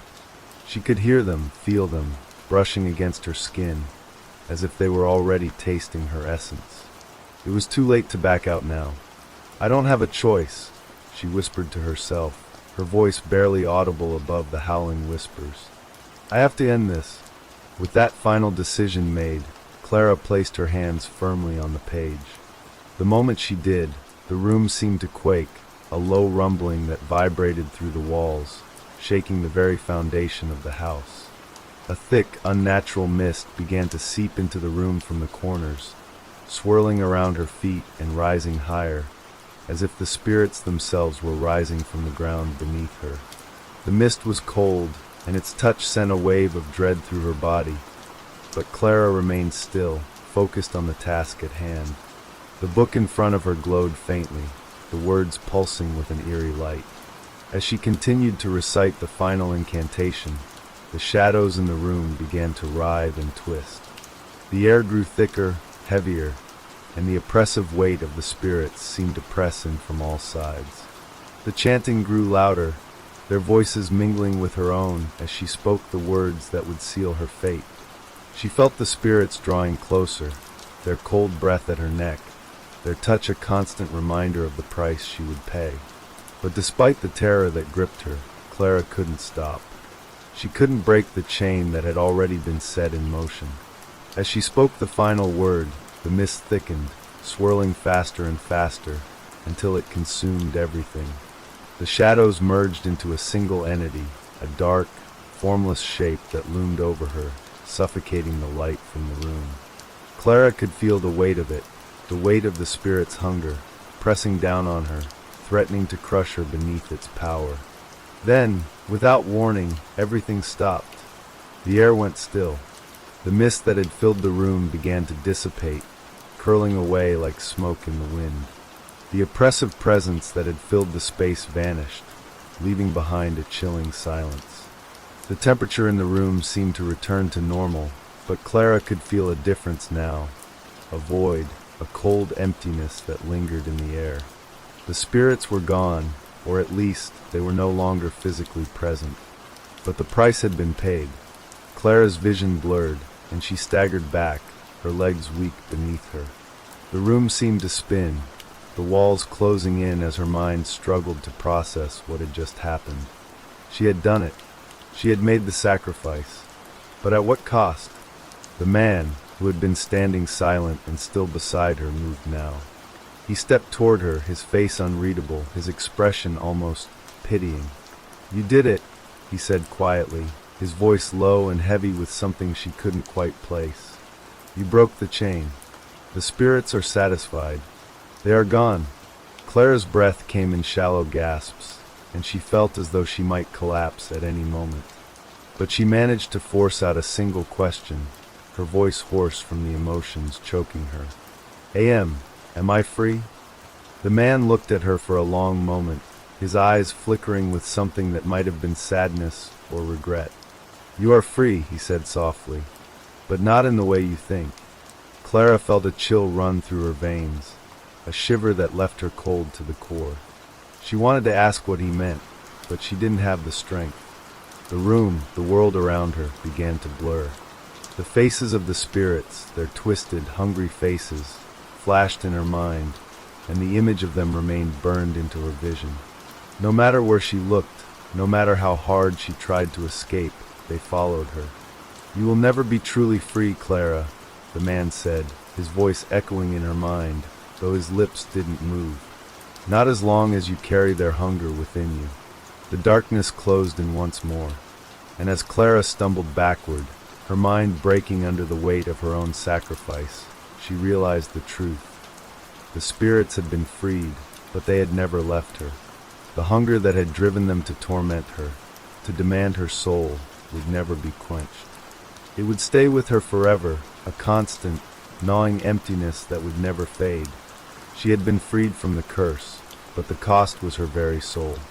As the man's figure faded into the shadows, and the last remnants of the mist vanished into nothingness, Clara understood the true meaning of the words she had spoken, and the terrible price she had paid. And so the kitchen stood silent once more. But the faint scent of burnt flesh, of ashes long forgotten, lingered in the air. And Clara knew she would carry the taste of ashes with her forever. Clara stood motionless in the kitchen, her body trembling, though she wasn't sure if it was from the cold or the horror of what she had just done. The silence that had fallen was oppressive, thick and stifling, wrapping itself around her like a suffocating blanket. The kitchen, once so familiar, now felt like a foreign place, empty, lifeless, and haunted by the consequences of her actions. Her fingers, still stained with the remnants of the cursed recipe book, twitched involuntarily. She could feel them pulling her toward the pages, could almost hear them whispering to her once more. The spirits were gone, the ritual complete, but the hunger remained. It gnawed at her insides, a deep, insatiable craving she couldn't understand. Her breath quickened. She wasn't sure what she was looking for, but something in her mind told her that she needed to know if the spirits had truly left, if the curse had been broken, if she was truly free. But when she turned to face the book once more, something caught her eye. A shadow, not quite right, flickering at the edge of the room. It wasn't the flickering of the candlelight. It was something else, something darker. Something that didn't belong. Clara froze, her heart leaping into her throat. Her eyes darted around the room, searching, but she saw nothing. The shadows shifted and danced, playing tricks on her mind. She felt them closing in, drawing closer, pressing in on her from every side. The walls seemed to shift, warping and bending, as if the room itself were alive, alive with hunger. A soft sound, almost like a whisper, floated through the air. Clara's breath caught in her chest, and her head snapped toward the source of the sound. The kitchen was empty, or so it seemed. There was nothing but the dim light casting long shadows across the walls. Yet the whisper continued, faint at first, but growing clearer, more distinct. Clara, it was her name, whispered in a voice that was at once familiar and foreign, warm and cold. It sounded like 1,000 voices, all calling to her from beyond the veil, from the very depths of the darkness she had just escaped. Clara, she swallowed hard, her pulse racing. She was no longer sure if the voice was real, or just a trick of her mind, the last remnants of the curse clinging to her. But deep down she knew. The spirits hadn't left. They couldn't have. They had claimed her soul, and now they were coming to collect. The shadows thickened, curling like smoke around her feet, creeping up her legs, binding her to the spot. The hunger in her chest grew, unbearable now, clawing at her from the inside. It was as if something were consuming her from within, tearing away at her very essence. She tried to move, but her body felt heavy, her limbs unresponsive. She couldn't break free. She couldn't escape the darkness that had descended upon her. The whispers grew louder, more insistent, until they filled the room, flooding her senses with their chilling, maddening chant. "Clara, you're ours. Forever." The air grew colder, and Clara's breath came out in ragged gasps. The temperature in the room had dropped to freezing, the chill biting into her skin like needles. She could see her breath clouding in front of her, like smoke rising from a dying fire. And then out of the corner of her eye, she saw it, them. The spirits, twisted and contorted, their faces gaunt and hollow, their eyes hollow pits of blackness. They moved through the shadows like living nightmares, their forms indistinct and formless, but their presence undeniable. They were there, watching her, reaching out with unseen hands, their cold fingers brushing against her skin, leaving behind an icy trail that burned with the touch of death. Clara's heart pounded in her chest, and she tried to scream, but no sound escaped her lips. She was paralyzed, rooted to the spot, helpless as the spirits closed in around her, their whispers growing louder and louder. She could feel them pulling at her, dragging her toward them, their insatiable hunger clawing at her insides, pulling her into the void. "No!" Clara managed to whisper, her voice hoarse, breaking. "Please, no more. I did what you wanted. I gave you everything." But the spirits didn't stop. They didn't listen. Their hunger was endless, unyielding.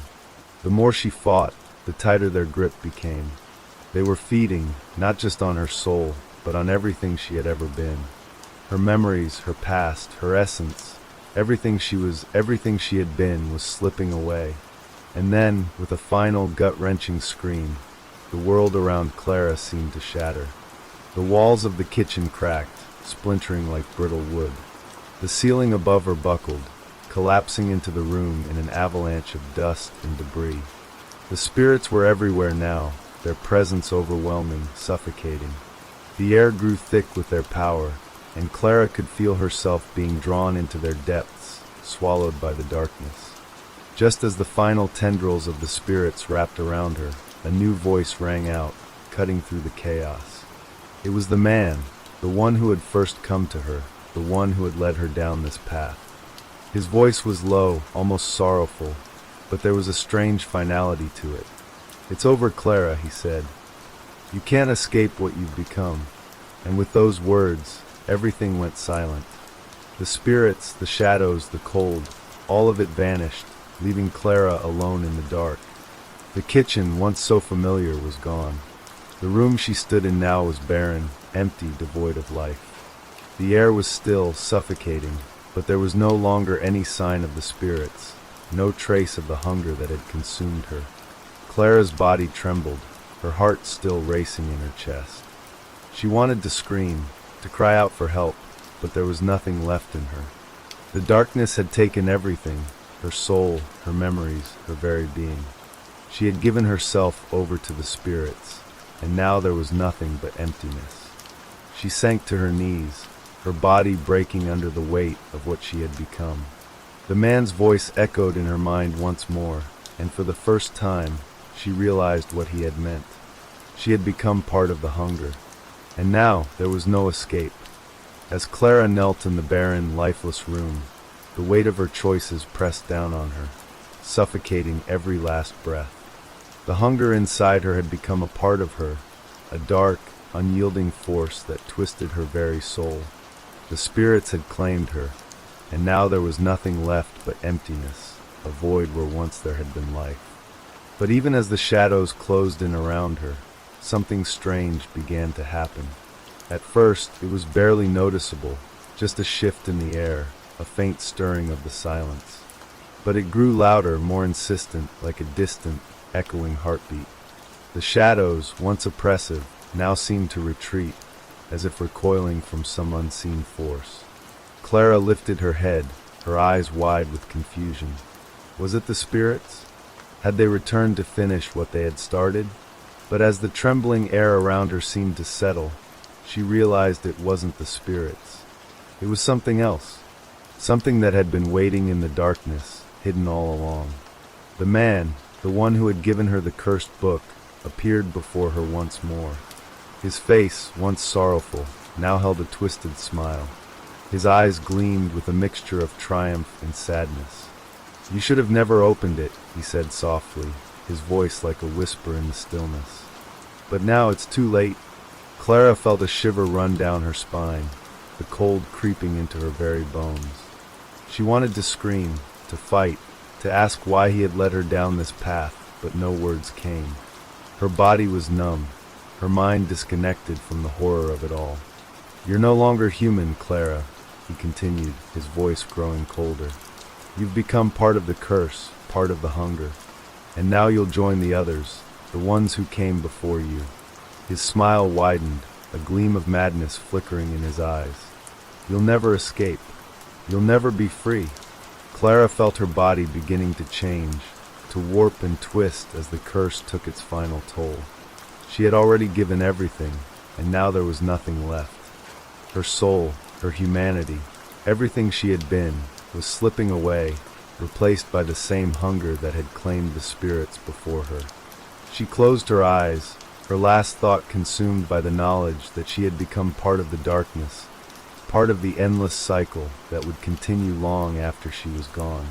The hunger would never be satisfied, and as the man's laughter echoed in her ears, Clara felt herself fade into the nothingness. The kitchen, once filled with the scent of cursed ingredients and haunted whispers, was silent once more. The darkness lingered, but now it was eternal, the hunger never-ending, its grip tightening around the town, around the cursed book, around everyone who dared to open its pages. And somewhere in the shadows, the next victim waited, unaware of the dark forces that called to them. The taste of ashes lingered in the air. And that's the end of tonight's stories. Keep listening to the sound of rain and fall into a deep, peaceful sleep. Sweet dreams.